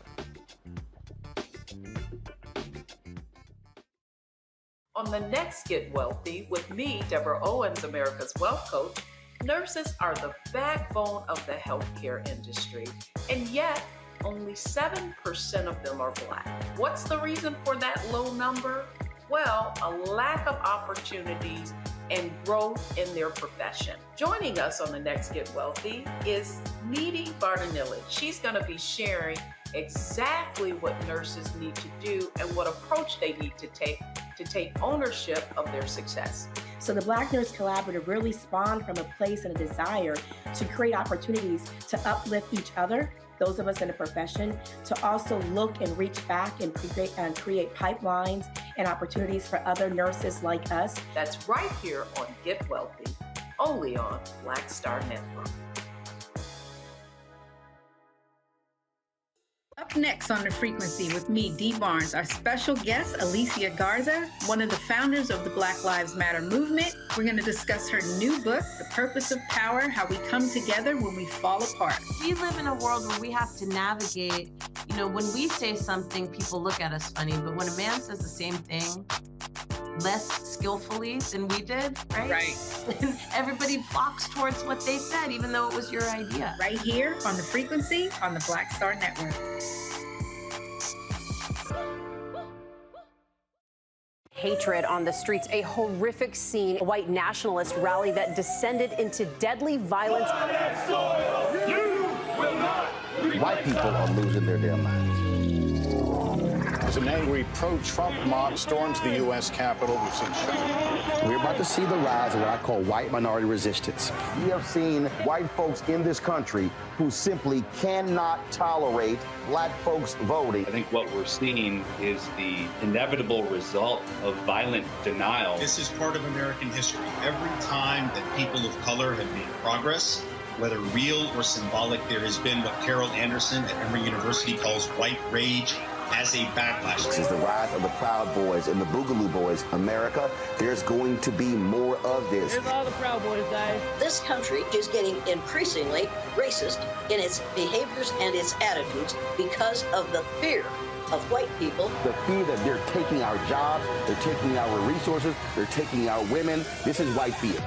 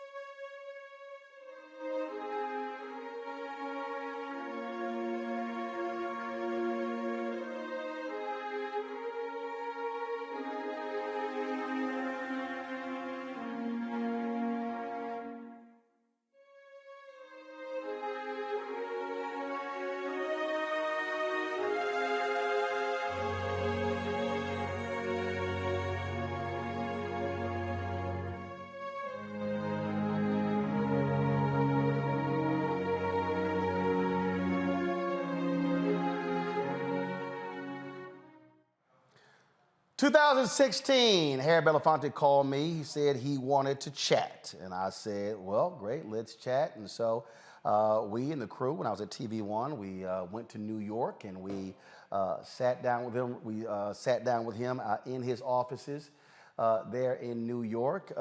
We had a a fantastic conversation. One of the things that happened when it was over, he and I were talking, and he said that he almost did not come. He said he had recently had pneumonia, and one of the things he said to me was, he said, "Hey, this is likely going to be my last extensive sit-down interview," and that's one of the reasons why he made it. Carmen Perez, who of course works with The Gathering, she was there. We started the interview off with both of them.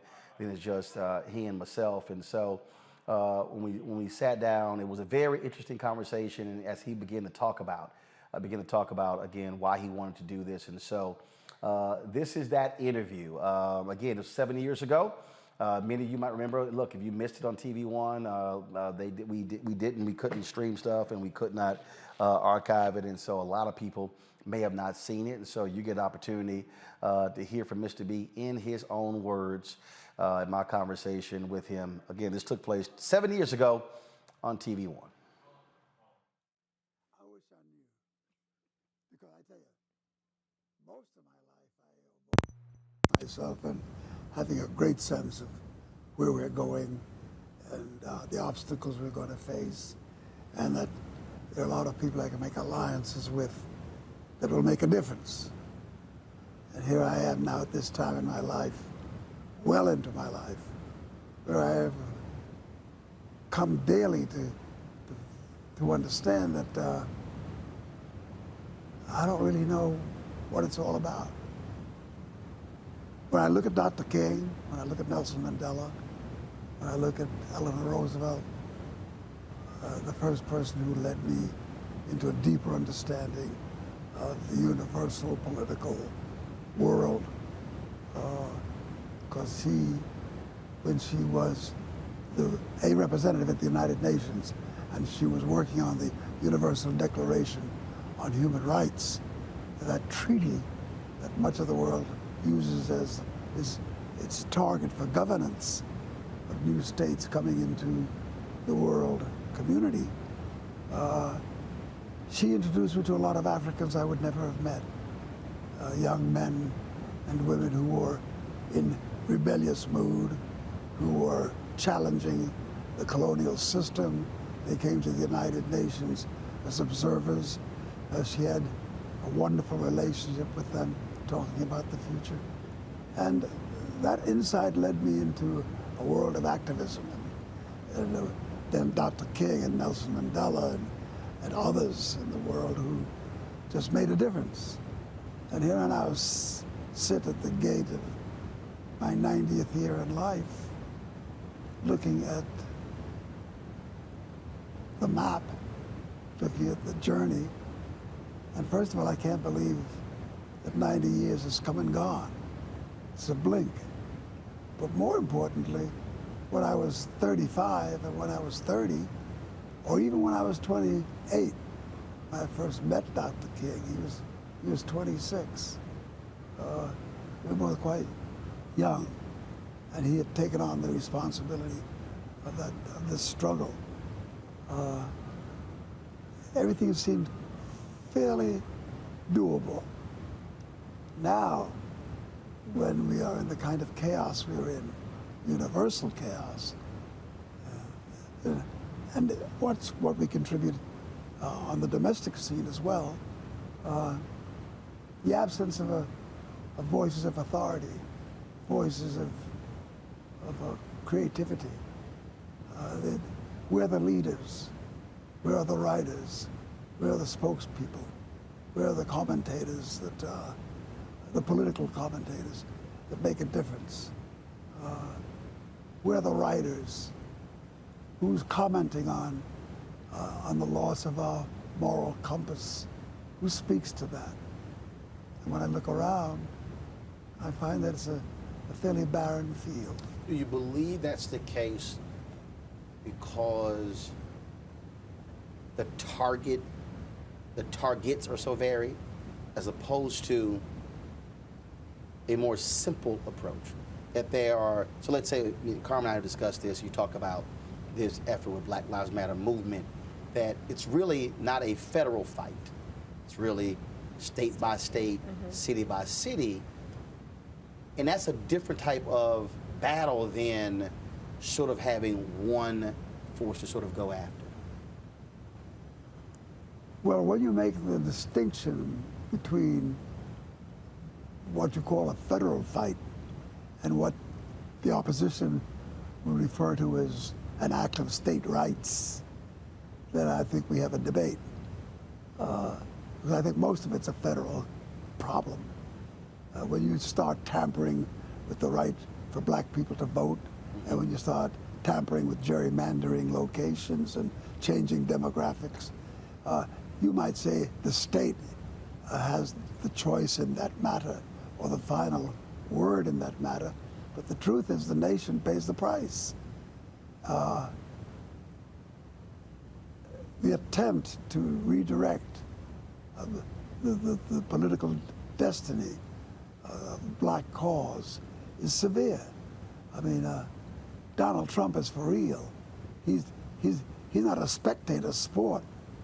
He is the choice of millions of Americans in this country who sees his point of view as appropriate and legitimate. And there are millions of us who suffer because of that point of view. And much of what he does violates the moral code of what America says it is, and violates our political tradition. You can't come in and say you're going to just send everybody out of the country, 11 million immigrants, and with their children and their families, and treat it as if it's a fait accompli, as if somehow there isn't some place you have to reason with. But all those questions that are raised, I don't quite understand where the rebuttal is from the Latin American community. They're under severe attack by a major voice, the Republican Party. I don't understand why the streets aren't flooded with people of Latin culture just making that point of view unacceptable. Why he's permitted to get away with so much and we say so little. And incidentally, the black community is not exempt from criticism because we're not smack dab in the middle of this fight. There are individuals who are, but I think the national mood is distracted. Black people are not where they were when we had the cause of the civil rights movement, and Dr. King and Malcolm X and A. Philip Randolph and all the people who stepped to the table, Ella Baker, Fannie Hamer, Hamer, Baker Motley, Diane Nash. Diane was the one I was looking for. Diane Nash. When I first met her, she was 17 years old with child, and she led the bus boycott. She led the bus rides that have changed the rules of the Southern rule. There is no such diversity of choice for us. You mentioned earlier leaders. When you pull together a group of elders, you realize you were hearing the same stuff, and you said there has to be something different. So then you went to the young people, and then you went into the prisons, and then you came across her. That's right. That experience, so first meeting Carmen, and the two of you sit here now, what has most surprised you? And then I'll get her perspective. When I first came across Carmen's path, I was dealing with a young man by the name of Nani Alejandres. And Nani Alejandres leads an organization in Northern California called Barrios Unidos. A great Latin brother, very articulate. And I was introduced to him through a member of the Crips out of Los Angeles by the name of Bo Taylor. So Bo and Nani were working with the problem facing blacks and browns in the context of meeting the staff and the people who were on that campaign. With Nani, I was introduced to Carmen. And I watched her work with young men who were dealing with the severity of life, who were dealing with the extremes. A lot of them were ex-cons. Many of them are still in prison. She worked with the criminal justice system, and her intelligence on the subject made her a perfect target for what I was aiming to achieve. So at the first opportunity, I made her an offer she couldn't refuse. She came to New York and began organizing within the New York community. I targeted New York because the largeness of the population, especially the Black and Latino population, between the Bronx and Brooklyn and Queens and Staten Island, all the boroughs, there's so many gangs and so many groups. And when she came to town, her job was to bring all these groups together in a campaign that has since stuck with us as a name called The Gathering. Because she would say, and we would talk about doing certain things, she would say, well, we have to have a gathering. We have to bring the folks together and let's discuss this. Well, The Gathering yielded great rewards. Out of that, she created an organization called the Justice League. And these groups come together to find a common agenda, common purpose, and support one another in dealing with the issues of the day, particularly criminal justice, which is her expertise. And since she's been in town, a lot's happened, an awful lot, out of Justice League and out of The Gathering and what she's gathered. We now have a group that I'm working with called Sankofa. And Sankofa is a name that comes from West African mythology. The symbol is a guinea hen retrieving an egg from midair with its beak turned to the rear of its body.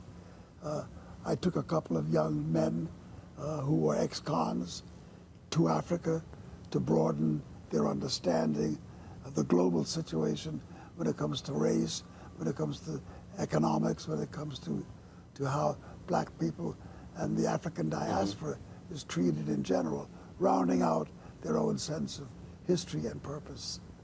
And in that context,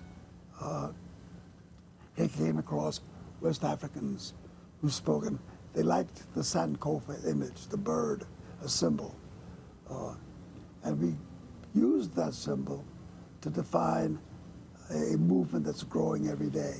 And that is a center in which artists can convene to discuss problematic social issues and find out how art can intervene in behalf of these needs, fundraising, money, doing artwork that speaks to the issues. And Carmen is very, very critical to instructing that group and guiding it and building that base. Carmen, how would you assess the state of the movement? It's been 3 years really since Black Lives Matter sort of crystallized. You had groups before that as well. Your perspective of where we sit right now.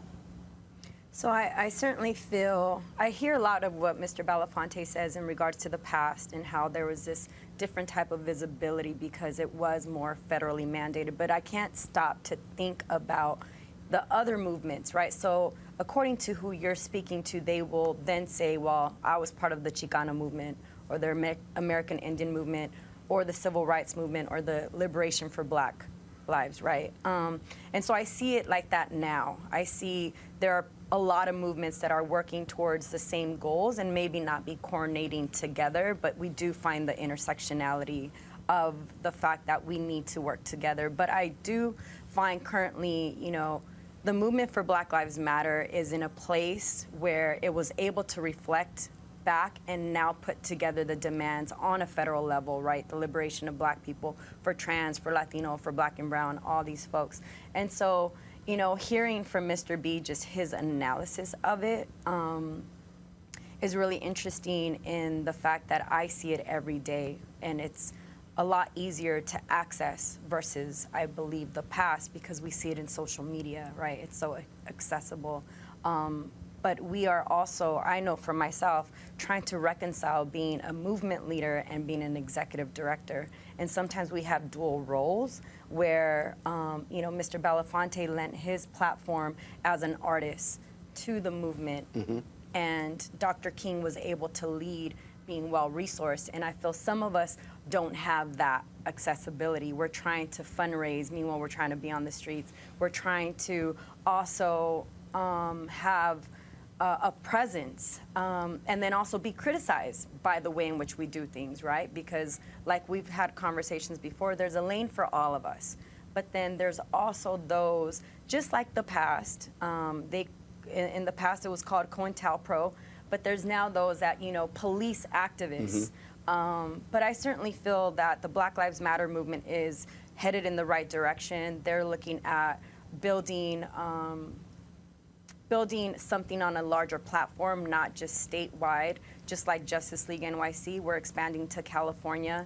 But I think, just listening to Mr. Belafonte and him talking about meeting Dr. King at the age of 28, when I started working for Mr. Belafonte, I was 28 years old myself. It was 11 years ago. And I've learned so much, even though I was focused on working in prisons in the past or with gang members or criminal justice reform. My understanding of what movement building was just broadened by understanding the foundation of Kingian nonviolence and understanding that that's what we're going to use as an ideology as we navigated across the country in different communities. And so before I got to New York City, I was in California, but I was organizing nationally, and we were digging deep in communities, grounding them in nonviolence, but also providing organizing and strategy and raising their campaign to a larger platform that then became the Gathering for Justice agenda. Do you believe, both of you, that when you talk about how do you make change, that the organizational infrastructure is there? Because you talked about this struggle between being an organizer / activist versus being executive director. One of the criticisms I've heard from many quarters is that, is the movement properly organized? Is it functioning properly? There are individuals who are lone wolves, if you will. They're not tied to any particular group. They have a tremendous following. There are others, they have organizations, but they're not large. Because the reality is, what makes a movement successful is that as people come in and out, as folks voluntarily leave or choose to stay, as some people pass away and other folks come in, the organization is still there to keep the work going. Is that a huge concern? Well, I will just, I think that's what makes us unique, right? Before Justice League got the visibility that it did so quickly, we had been organizing in communities for so long, and that's what informed our 10 demands. We were able to pull together rather quickly a set of 10 demands, policy priorities that we were working on a local, statewide, and federal level. As well as, I think what helps me navigate in multiple worlds is the fact that I have somebody that I could take counsel from, whether that's Mr. Belafonte or Nane, and that helps me be accountable. And I wouldn't be able to do this work without the guidance of Mr. B. We sit for hours, and I will say, Mr. Belafonte, there's some things that I don't understand when it comes to divisiveness, and then he'll say something so profound like, those that are working towards the liberation of our people are only subject to friendship and support. Those that are being divisive are playing the enemy's game. He pulls us out of our ego. He provides a historical perspective of what's happened in the past and how it really hasn't changed, although our targets are different, but some of the players are still the same, right? Not necessarily the individual, but some of the characteristics of the players are still the same. And so for me, I will say that the gathering initially started as a movement. For the first 2 years, we were organizing in communities in the Onondaga Nation, in Epps, Alabama, in Santa Cruz. We went to different places, and it started as a movement, but we needed to have it continue, and that's when the organization piece came in. When Carmen and groups began to evidence the willingness to participate in making organizations more alert and more responsible for what was going on nationally, I was forced to take a look at the fact that the topography, the landscape, had seriously changed. We don't have a church leading a movement today. And for the first time, the black church is not leading this movement. There are black leaders in pockets of religion that speak out vigorously and beautifully, but it's not part of a larger, as a matter of fact, part of what we're doing on October 1st and October 2nd down in Atlanta will be to convene among a number of conventions a ecumenical community, Cornell West and all the ministers we could think of, Father Flager out of Chicago, are all coming together to have a debate on where is the church in relationship to social change and social need. Where is that voice of Dr. King from the pulpits of America? What did he leave as a legacy to those who were in his profession? The clergy is absent. So the constituency, the people in our community lose the energy of that thought, that think tank coming into our community. Labor is in a very challenged place. We don't have as many labor locals and unions as we used to have. And those that we do have, very few are as active as labor movements were in the past. We had Walter Reuther, and we had great black leaders, A. Philip Randolph and whatnot, who were right there. So the constituency that I played to or worked to were people who came from institutions that flocked to the needs of the social change. So yeah, people from institutions where what you have today are people, many of whom who don't like institutions, who believe institutions are part of the problem. And so isn't that the conflict that you can't have a sustained movement without institutions and organizations?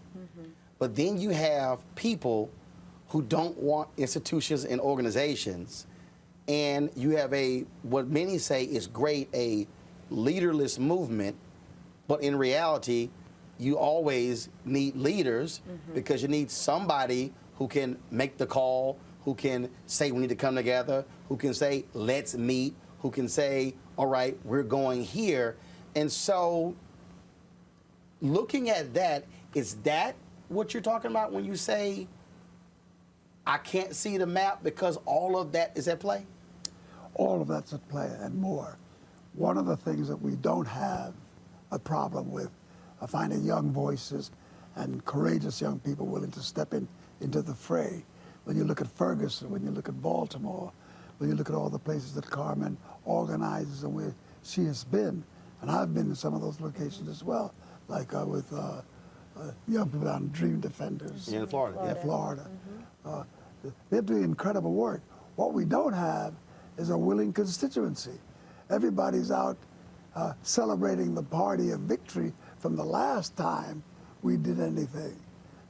And the celebration isn't so joyous because we need to get black people to understand a lot of people died to reinsure that the idea that your right to vote was not lost by some negative opposition. You have to take advantage of that. Well, the black vote has to turn out. We don't see any major campaign taking place on turning out the black vote. Individuals speak to it on occasion, but there's no resource being thrown fully behind the idea that the most important vote I can remember in my 90 years of life in America, the most important election I can think of. And I was in the Second World War, I was in the Civil Rights upheaval, just before that, the organizing of labor in America during the Great Depression, because that's the era I was born into. All of that preceded us is not evident today. There are no large movements. There is no commitment from people who come from that tradition. But a lot of people are celebrating the victories that we achieved. Because I say to young people who said the civil rights movement is dead, the civil rights movement isn't dead, because oppression isn't dead. And as long as there's oppression, there's not only a civil rights movement in some form or shape, but it's also an idea that's needed. And when I look at young people who are celebrating a lot of freedom and a lot of that have no regard, because I watched television the other night, and I watched a major black artist get on the Fallon show and began to talk about the State of the Union and about the glory that this individual brings to the table just by being the personality he was.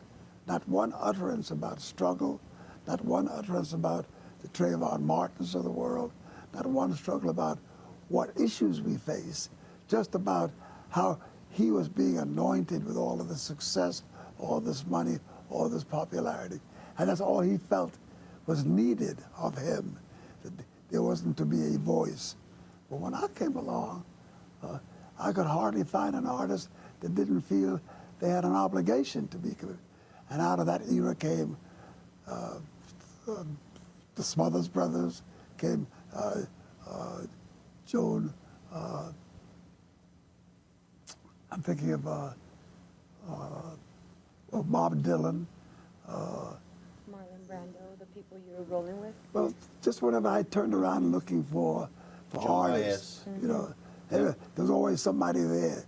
You know, somebody was singing "What's Going On," and we're in the middle of listening to a love song, all of a sudden Marvin Gaye hit you with a thought that said, "Wake up, what's going on?" and made you think. That very rarely happens today. You earlier mentioned the festival, October 1st and 2nd. And with many rivers to cross, you're combining music and art dealing with social justice. Carmen, I'll go to you first. Why is this, why now? That's a month out of the election. You're going to have, for the first time in history, a black president replaced by somebody white. It's a whole, we're seeing stuff we haven't seen before, but why this, why now? I think Mr. B's vision has always been to bring together activists. And a lot of activists are connected to artists. You know, we certainly work with a lot of artists, and working with Mr. Belafonte, you know, he constantly talks about artists are the gatekeepers to truth, their civilization's radical voice. And we as activists really need to come together to plan what our next move is going to be collectively. We need a black and brown agenda, and we need a strategy in order for implementation, because we are now going to be moving into a different cycle where there are some very negative implications in our communities because of it. And so I think right now, this has been planned, I think, since Mr. Belafonte has always talked about this. And for me, it's exciting to see that it's now happening, but he's been talking about this concert for the past 3 years, 2 years since Sankofa was created. And so I think it's an opportunity for us to also share a stage with artists, and also build relationship with artists who can use their platform to amplify the work that we're doing on the ground. Carlos, there's also another dimension to this why now, why at this particular moment. Right. Because here and now we've never had issues clearly and sharply drawn as they are today. We've never had a black president before that had a backlash. We've never had a president that has had the kind of backlash that Barack Obama has had. I mean, race rushed into the room to declare itself alive and present and angry at the idea that there's a black man daring to speak for America in the halls of justice and in the hall of solution globally. White people woke up, most of them were awake, were asleep. Nobody ever dreamed that Barack Obama would become president. And when crackers woke up to see the White House full with a black voice and black issues that could be discussed from a black perspective, it sent them into orbit. But we never had the nation declare itself so openly on the issues of race as it does today, and certainly as articulated through Trump. I mean, the things that Donald Trump says about Latinos, about blacks, about youth, about criminality, about women, all the things. Nobody has ever stepped to the forefront with that agenda as openly declared as he has. And I think that that should have stimulated millions of people to hit the ground running on issues that he has raised, that so many, 13 million people who support him, or at least that's the number that's being bantered around. That's a lot of people. 13 million is as large as the population of some nations in the world. Well, if you got 13 million people declaring their support for this kind of social philosophy, why are the rest of us sitting back? What are we waiting to happen? Why haven't we why hasn't the community? I often say when people ask me about Barack Obama, I said, we talk about the great era of John Kennedy. Well, history created more for John Kennedy than John Kennedy created history. If it hadn't been for the civil rights movement and an awakened community that took to the streets of America and made life impossible under these oppressive conditions, if it hadn't been for the war movement and Vietnam and the peace protests, John Kennedy would have had no history. But he had something to work with. The community pushed him. And I remember a story that was once told by Eleanor Roosevelt. She said that she was very close to a black labor leader named A. Philip Randolph. And she invited him to dinner at the White House to meet Franklin Delano Roosevelt, her husband, who happened to be president. And in bringing him to the dinner, Roosevelt invited A. Philip Randolph to speak to the state of the nation. And A. Philip Randolph, who was a beautiful, articulate human being, wasted no time to just lay it out on the table. You have not used the bully pulpit to a full degree. Black people are being lynched every day, on and on and on and on. And Roosevelt listened to this without interruption.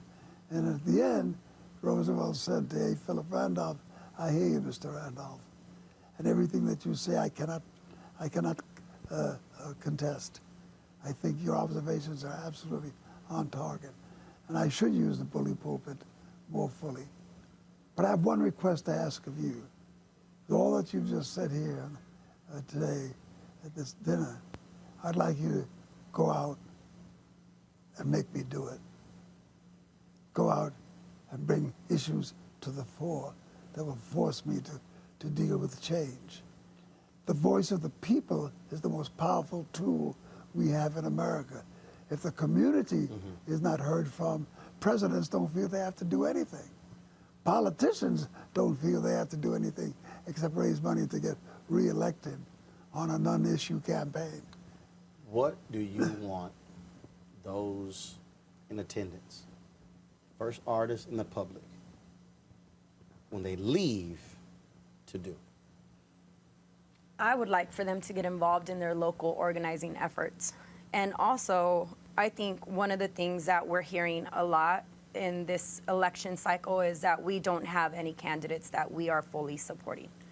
And I really am asking for the community to go out and vote and to register somebody to vote. And the fact that this is happening right before the election is a perfect opportunity to continue on that path, and that message is go out and vote. People did die and sacrifice. I mean, there's a lot of even, when I think about even Latinos who are undocumented, or who have come to this country, our first generations, I talk to them about the importance of voting, and they're like, well, it's not a big deal, and it is a big deal because people did die for it, right? And you had asked me one time, we were just recently at Google, and we were talking about Black Lives Matter and me being a part of the liberation for Black people. And when I think about the civil rights and I think about Black liberation, that's part of my history because I'm a Chicana woman who was born here and whose father is 92 years old, a little older than Mr. Belafonte, who was also born here, and my grandparents were born here.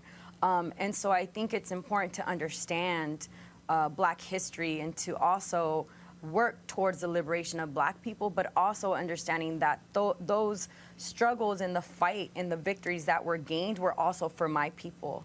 And so I really encourage people to vote, and I want them to get involved in their local organizing and also support in any way that they can. Again, it's people need to find their lane. What do they do really well and contribute back to the movement? When the music stops, when the speeches stop, when the dialogue stops on the second, what do you want the artists and the people attending to then do? When all those things stop, what you've just suggested is that life has ended. Man, I just mean that weekend. I mean that when they got to go home. Period, I mean that period of our history. I was reared on the fact that Paul Robeson was my mentor. I was in a play in the American Negro Theater. I went to learn about theater. I fell in love with what I saw.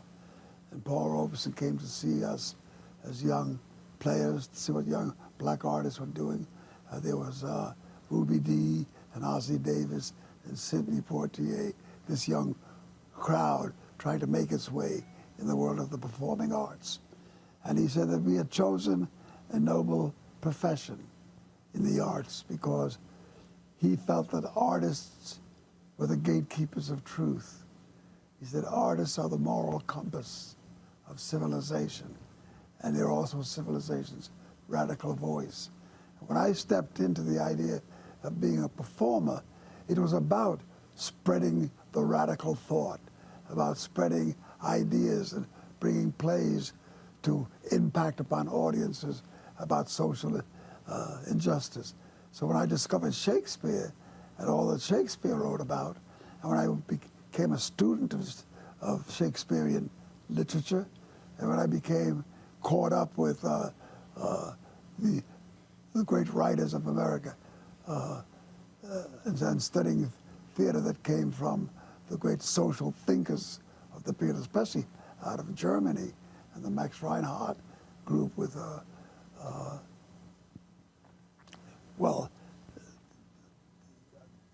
Erwin Piscata was the name of the man who led that movement, because in that place of study for the arts was Marlon Brando and Walter Matthau and Rod Steiger, a lot of young men and women who heard the instruction.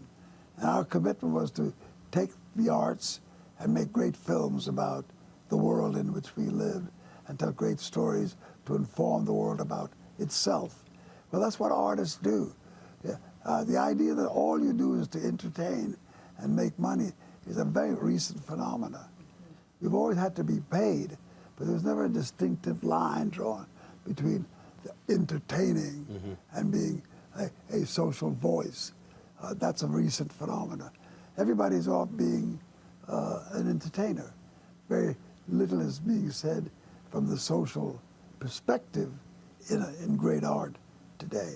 So I expect the artists to leave behind an instructed audience, to leave behind an audience that's been led to someplace emotionally where they'll give thought to the State of the Union. 20 years from now, you'll be 59, you'll be 110. Watch yourself, young 109. man. We're 50 years apart. There you go. What do you expect, or where do you expect her to be and be doing 20 years from now? Well, you've asked a tough question, because there's the part of me that can answer that question based upon what I wish and what I hope. But that wish and that hope is not very different than the wish and hope that I had 50 years behind me. When I set out to do certain things, I just knew that by the time I got to be 70, the world would be in perfect shape, that everything would be a great panacea, that humanity would be living up to its greatest self in the room of civilized behavior. Well, we never had as many wars as we do now, between Iraq and between Afghanistan and all the mischief that America does in its adventures in all of these places around the world, and what the world does independently of America. Indians fighting Indians in India, tribes set on one another, destructive forces in clash in Latin America. Instead of being in a place of serenity, we were in a place of complete upheaval. Our prisons, the largest prison population in the world, exists today that didn't exist 50 years ago. And 50 years ago, we thought the prison population was too large then. But it's even much larger now. Well, my hope for Carmen 50 years from now would be that she would inherit the world that I've always dreamed of, that people understood the power of the vote, got out and used that vote to give us leaders who will articulate the best interests of civilization, and that we would be able to persuade communities to become more reactive to what's going on than we've been able to witness up to now. For you, what do you want to see him do with the gathering that he has not done yet? Oh, that is a great question. I should have been thinking about that. To continue to, well, you're saying what he has not done yet. What do you want him to, is there something that you want him to do that he hasn't done? And I'll let you off the hook by saying, is there something that maybe he's done but you want to see more of? I think Mr. Belafonte has lent his service to the gathering and his vision, and I certainly am working with him so that we could develop these manifestos that could guide new activists and guide the movement. And so I would like for that to come together soon, and for us to continue to spend time together. But I personally know that Mr. Belafonte is 89, and I want to see him live out the rest of his life doing what he loves, and that's music, and that's creation. But lending a voice to the work that we do within the gathering and the movement, and also his vision and his guidance. And certainly I would love to bring as many young people to listen to him, because everything that he says is so on point, and he drops so many gems, and I sometimes feel I wish I could just pocket everything and like hand it out, because Mr. Belafonte has a lot of depth, and he has a lot of wisdom and so much commitment, and allows us to see things in a very different way. But I personally would like to dismantle the machine that he's always asked us to dismantle in 20 years, and I'm hoping that, you know, he would be proud of, you know, we talk about the monster he created within me, because I also challenge and we navigate different worlds, and obviously you've seen us on the streets, but I would like for him to just to continue on his path and to continue to lend his wisdom and his guidance and his support, because it's a really beautiful relationship. And 11 years ago, I didn't know what I was walking into. I didn't know the depth of this man who sits next to me, and his commitment to social justice. So. By the same token, I have to just say that I didn't know what I was getting into when I invited her to come into our organization, because I just thought, like, wow, what a find. I can have this coming weekend off. I can see my grandchildren, and I can do all the things that people do normally, and take the time off, only to find out that on Thursday, she's already told me what I'll be doing that weekend. And I'm always going to some event or being someplace, and always it's a place that's rewarding, because she's on top of the situation. She keeps me informed about what young people in general are saying, and what some of them are saying quite specifically, because she does get arrested. She does go into the scene. She is seen in Ferguson. She is seen in Baltimore. She is seen being pulled away by cops for civil disobedience, all the right reasons. And when that sits at your table, it's a little bit different than if you're just invited to dinner. You're in the kitchen cooking the menu. And I think that my time with her has been really quite well spent. I've seen a lot of young people I'd never have got to meet, and particularly young black women, because a lot of them, what you see in this moment with us is not what it's about. What it's really about is a lot of black women that have gone to Egypt, that have gone to Tunisia, that have met with the Arab Spring, has gotten to know the world at large, has gotten to identify others, and we have this global, the potential global network of people coming together that I would not have seen had it not been for her involvement. So we feed each other. And folks are fat and happy and full.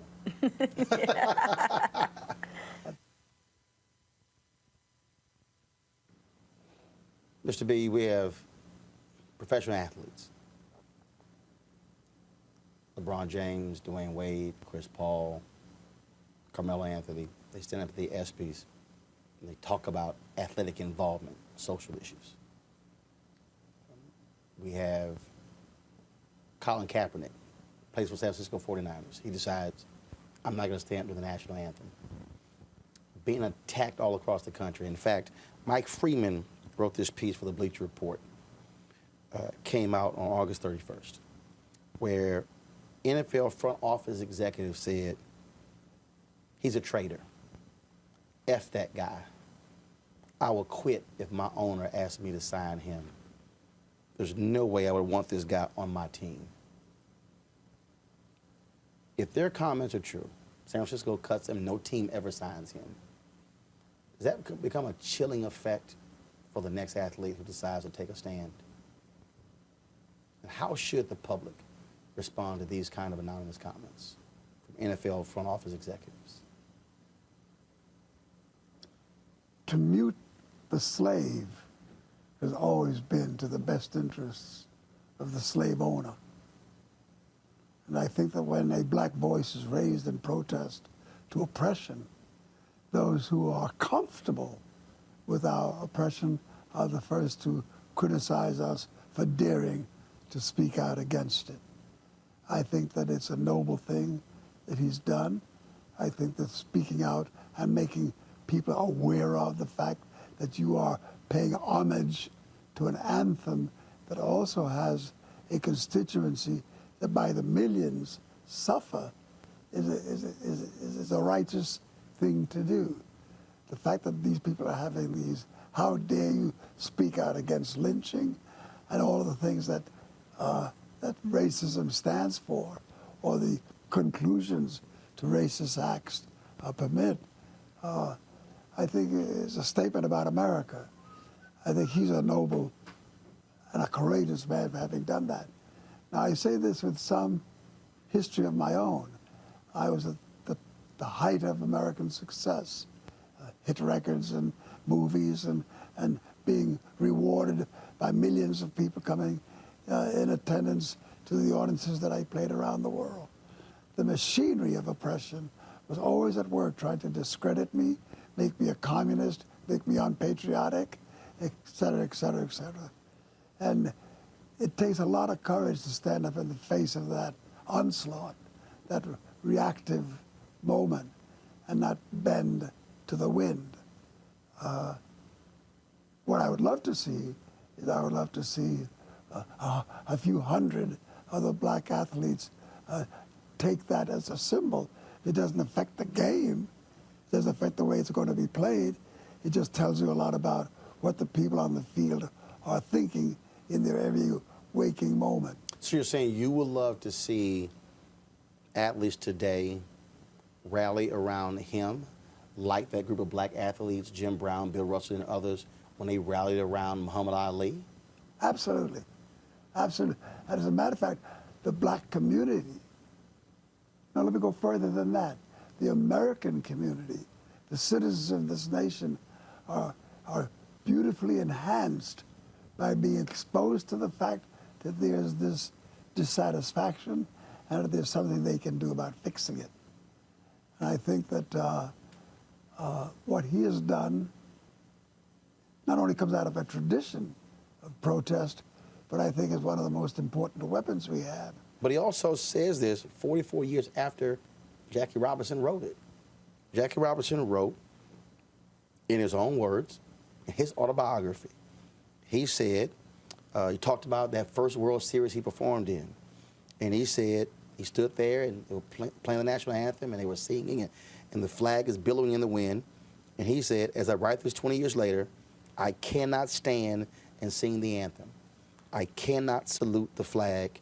I know that I am a black man in a white world in 1972, in 1947, at my birth in 1919. I know that I never had it made. Not only was he right in a righteous way, as well as in a historic way, but I think that what Jackie Robinson did encouraged an awful lot of other players that came after him to stand with dignity and to stand with strength in the face of that kind of debate. I'm just sorry to see that more black people who have attained the level of success. I once said to a group of young black artists, I said, never before has America boasted of such a harvest of celebrity as we experience today across the boards. We have more black artists with hit records and in front of show business and on all the charts. We have black athletes up the yin-yang in almost every sport. We have so many where black celebrity is displayed that could make a difference. And yet never has there been such an absence of black celebrity voice in relationship to the problems that black people face today in a severe way.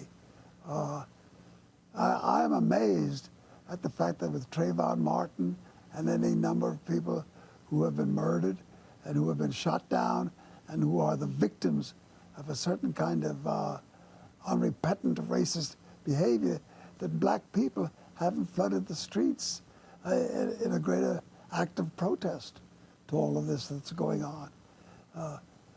A. Philip Randolph once said, if you are comfortable with my oppression, then you are my oppressor. That says a whole lot right there. You have never been one to be shy when it comes to issues. You recently gave an interview with regards to the controversy that's surrounding Nate Parker and the birth of a nation. And then a lot of people are saying, oh, he said the wrong thing, or he shouldn't have said it that way, he should have shown more sympathy. But your position on that, you made it clear that examining a story, what took place 17 years ago, is one thing. But this movie and what it represents and the history is another thing. What has it been like for you having to get that level of pushback and criticism, folks saying, I'm just disappointed in Harry Belafonte for his comments about Nate Parker? Well, let me put things within a certain context. I had gone to see the picture because I'd heard that there was a lot quite provocative about the film itself that was worthy of seeing. So I went and I saw the picture, and I was deeply moved, not only by the artistry of the cinema art, because he wrote it, he directed it, and starred in the picture. And he hit a home run in every one of those departments of creative achievement. And I was quite taken with the fact that this young man demonstrated that kind of gift and that kind of power. And the film itself, I thought, was an important film from the point of view of understanding more clearly the history of black people. He is the charge of the crime that he is experiencing revisited again. Took place, I think, 17 years odd years ago. Why, in those ensuing years, have I never heard this story before or heard this protest? Why until this moment around a film that is worthy of being made, worthy of telling a truth that needs to be heard, that is as powerful as it? Why was this moment picked to single him out as a young man who was unrepentant for an act that he did which I consider to be most villainous. I don't support the idea that he was once involved in a rape charge. But the fact of the matter is that he did go before the criminal justice system. If the system chose to let him go, then your problem is with the system, not with the victim. And I then say, I listen to him and I say, when I speak to him on the issue, he's most repentant. You've talked to him? Yes, personally. He's sorry that he got into that as a young man, that he did it. It was mindless. He is doing all he can to make sure that nobody follows in his footsteps. He since even taken, he said so again publicly. What is it that we want of him, or what does his detractors want of him? Do they want him to would they have been happy if he had the death penalty? Would they have been happy if he had been put in prison for life? What punishment do they think would satisfy their criticism of him that he has not already paid? And I know what it is in the midst of that kind of declaration, especially when you see the picture itself. When you see the picture itself, there's a moral underpinning to the picture. There's a historic truth to the picture. There's a brilliance to the art itself. Why pick this moment to raise this issue? And what is it that, in raising the issue, has not been satisfied already? Now, they say it's the way in which he said what he said. Well, I was in the room when he gave the interview, or when he said what they said he said. Was that the totality of the interview? Was it the totality of what he's... Because when he tells me the story, he gave a lot more information other than what was just reported. Now, what does the selective editing process say about how you are defined when somebody writes the story as they say they heard it? And when you speak of this moment, when you think of Nat Turner, when you look at films coming out dealing with Emmett Till, these are tough issues. And a lot of black folks say, look, I'm not trying to see all of that. How vital is it for those painful moments in our history to be reflected on the big screen for a wider audience today?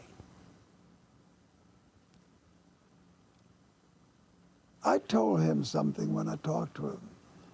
I said, you know, this situation reminds me of a young man who has murdered his mother and father and then tries to throw himself on the mercy of the court because he's an orphan. That doesn't wash. You have to be much more mindful about what you say and how you say it in relationship to the crime that was committed. By no stretch of the imagination do I approve of what he did. Do I see any justification for what he did? And because he may have been in a tough place as a young man and may have had a rough experience at a certain time in his life, all those may be facts, but it doesn't blur the truth. The truth is that you were involved in an act of rape, and that it's unacceptable and inexcusable. And he was found not guilty, but Gene Celestine was found guilty. Right. And then, of course, go so through the system. I didn't say to those who are punishing him, then your issue is really with the criminal justice system. Why do they let him go and not someone else? Were you in the courtroom? Do you know what all the facts are? Do you know on what basis he was not charged and permitted to go free? I don't. When he speaks of the situation, he speaks of the situation saying, I was involved in something that I should never have done, and I'm sorry that I did it, and I'll spend the rest of my life repenting for it, and doing things and making films and pursuing causes that are more enlightened and does things to better the human condition. Well, what more do you expect of him? What more do you want from him? Those who found the act itself, because he was defending himself against a new round of accusations that have come into play when he thought that had been settled 17 odd years ago. But what do they want? What would have the critics have been happy with had they had an opportunity to speak to the cause of justice?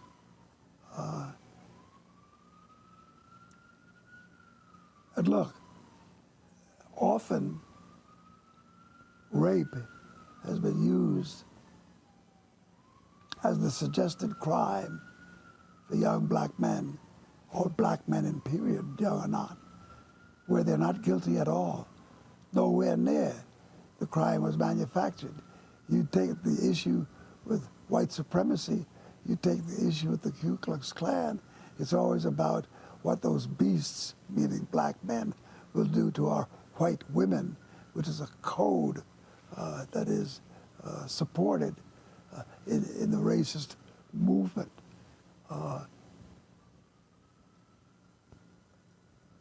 As a matter of fact, a part of the American psyche is that on the issue of race, there's always this preoccupation with what black men will do to white women if they are permitted to be free. What an odd equation. If you turn those people loose, if you give them rights, if you let them have the right to vote, to be a full-fledged human being, they will heap disaster on our culture and on our women. But with that in the mix, and that accusation being nurtured all the time, I can see that there are those who benefit from going back to that scenario to critique, because they're not criticizing him. They're really going after the movie. They're going after what he did with this film called Birth of a Nation. It's an important black film. Why at this time around this film does this issue get raised? Is it to blur the power of his art? It is not supportive of the work that he's done. What about who he is today as opposed to who he was 17 years ago? Where's that in the debate? You and I spoke in his office 4 years ago. We were finishing the first term of President Obama.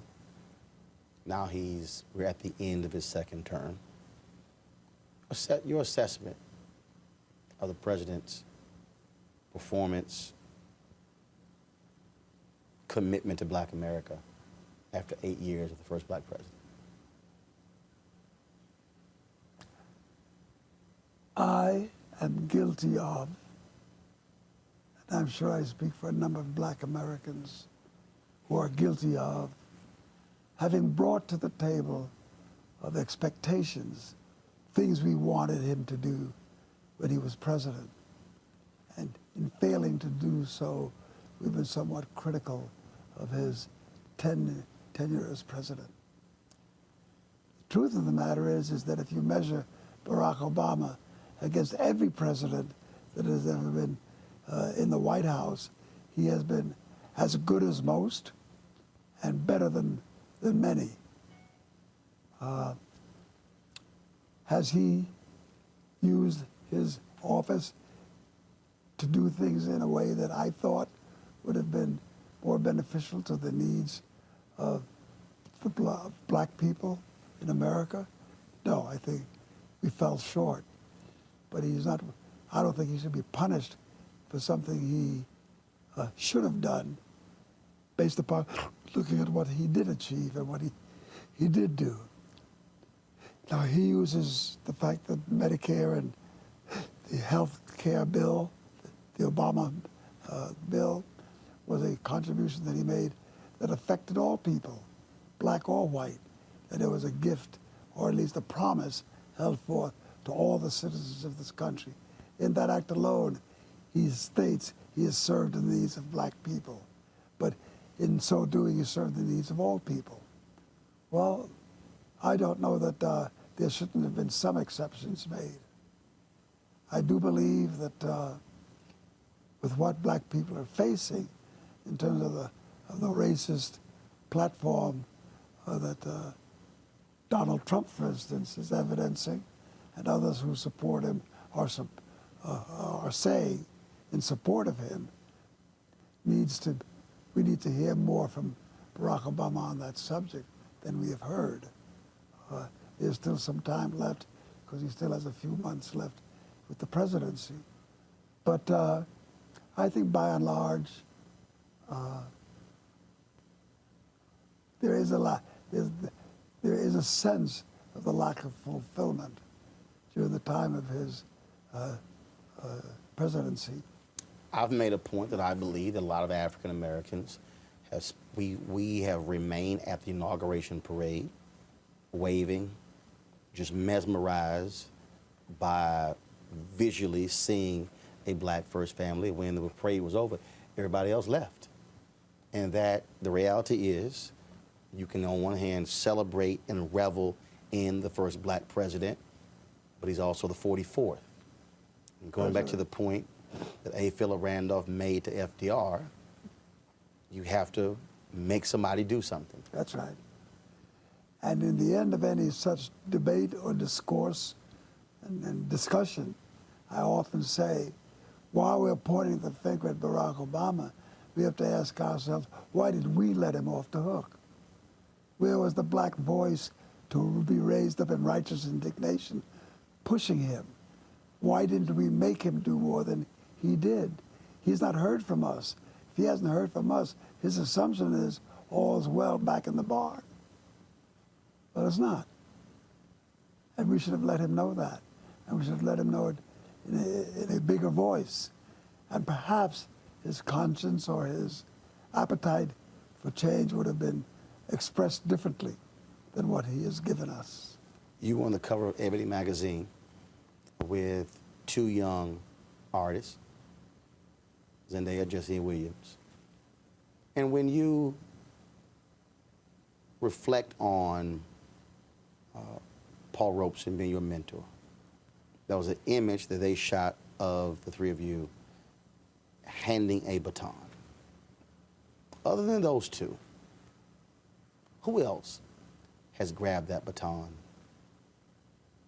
in terms of artists?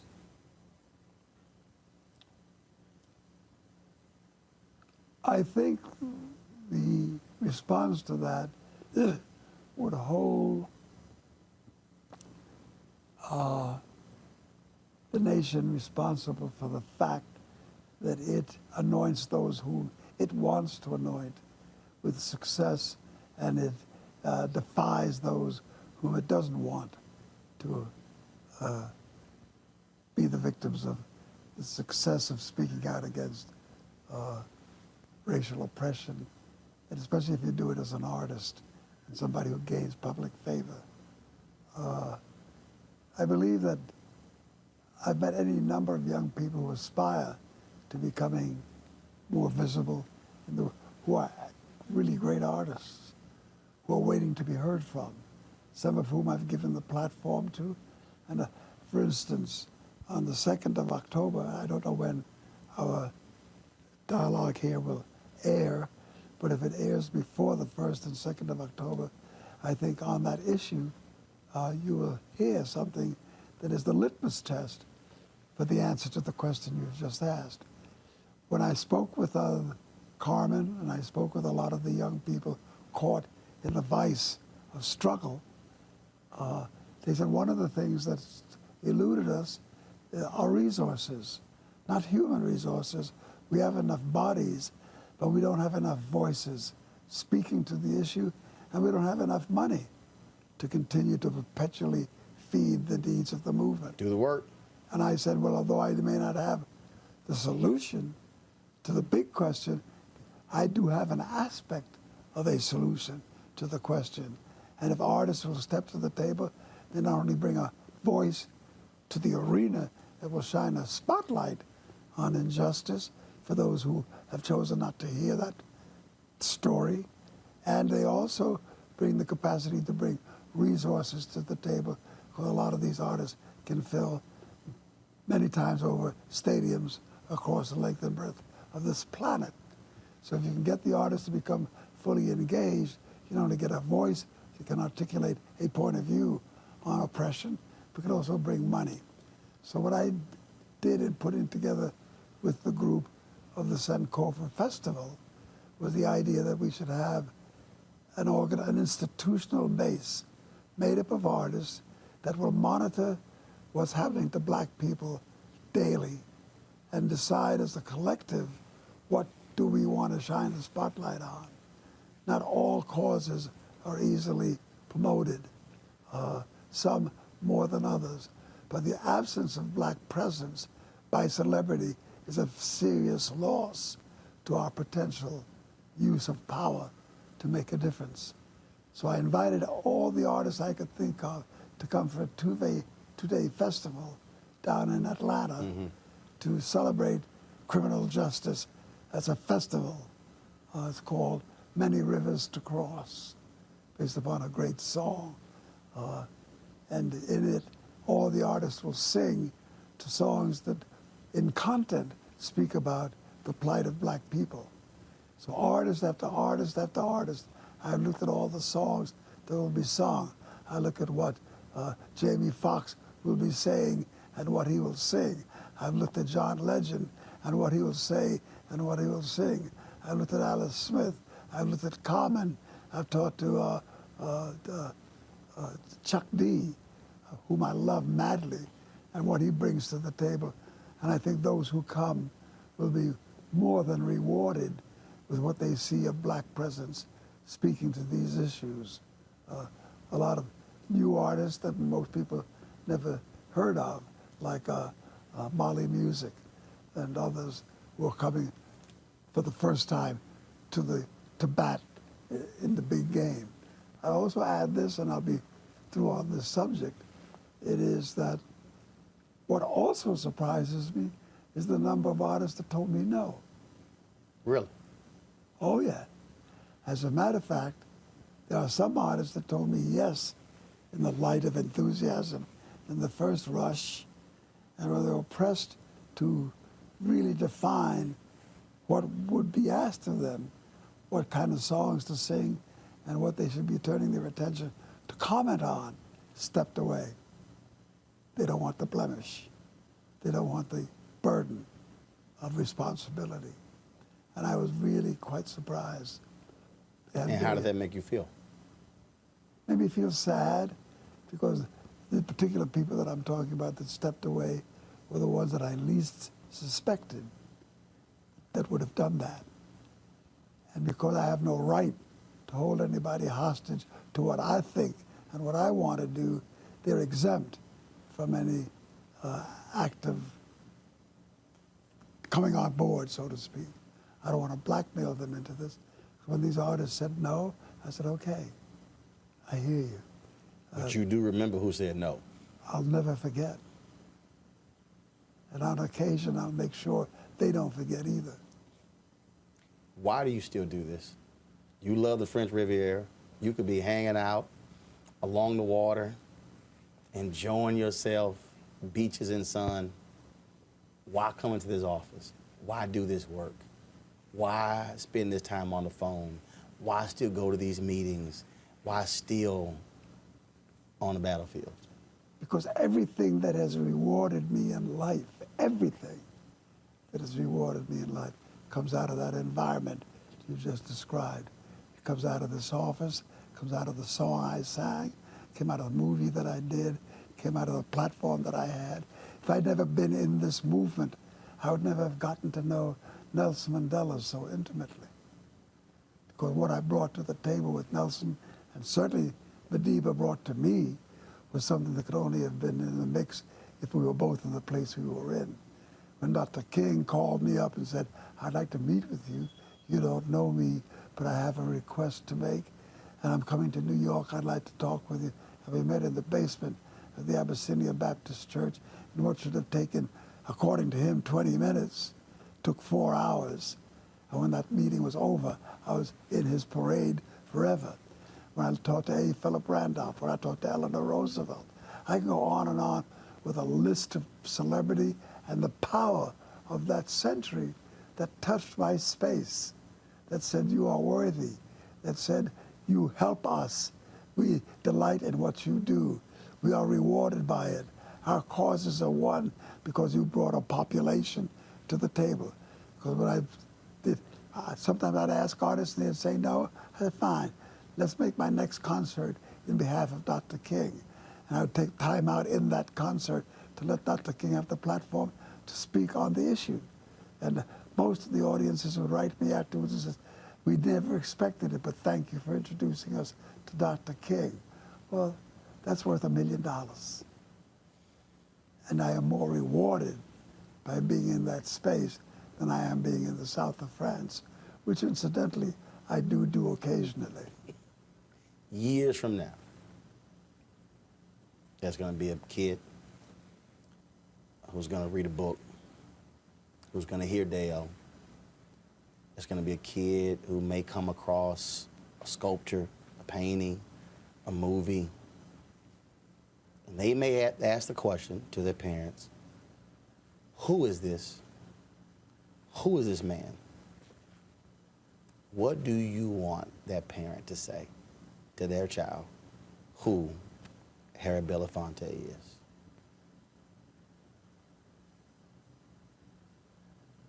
I wanted to say he was a great patriot. And that does not come by glibly. I am motivated to say I'm an American. Jackie Robinson had a problem with singing the anthem, so do I.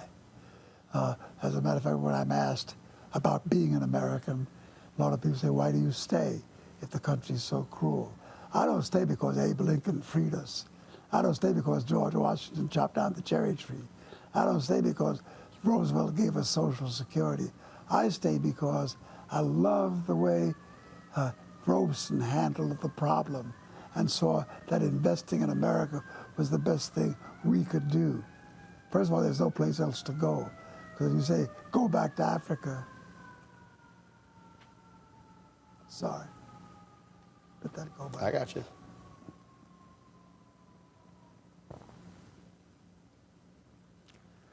I'm trying to pick on a spot. Being an American. Yeah. I find it very difficult to be an American.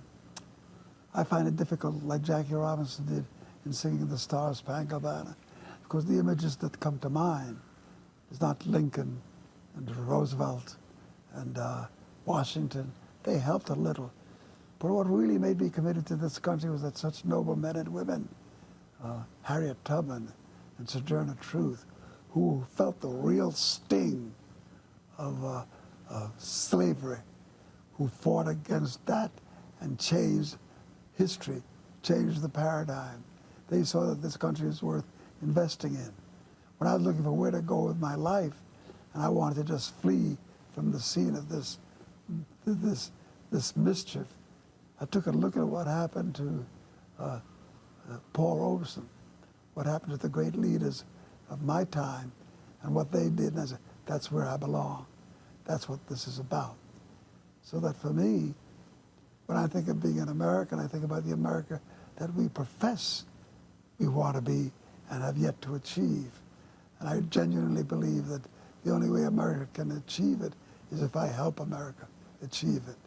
If I don't step into the fray and make myself be heard and make the thoughts be felt, then I've failed my journey. I am satisfied with the men and women that I've served in my life, and those who have enlightened me and made me feel whole, made me feel worthy. They gave me, they anointed, they gave me approval. Well, you know that we certainly appreciate all your work. I do as well. It's always good to chat with you and hear your perspective. It's wonderful talking to you. Appreciate it.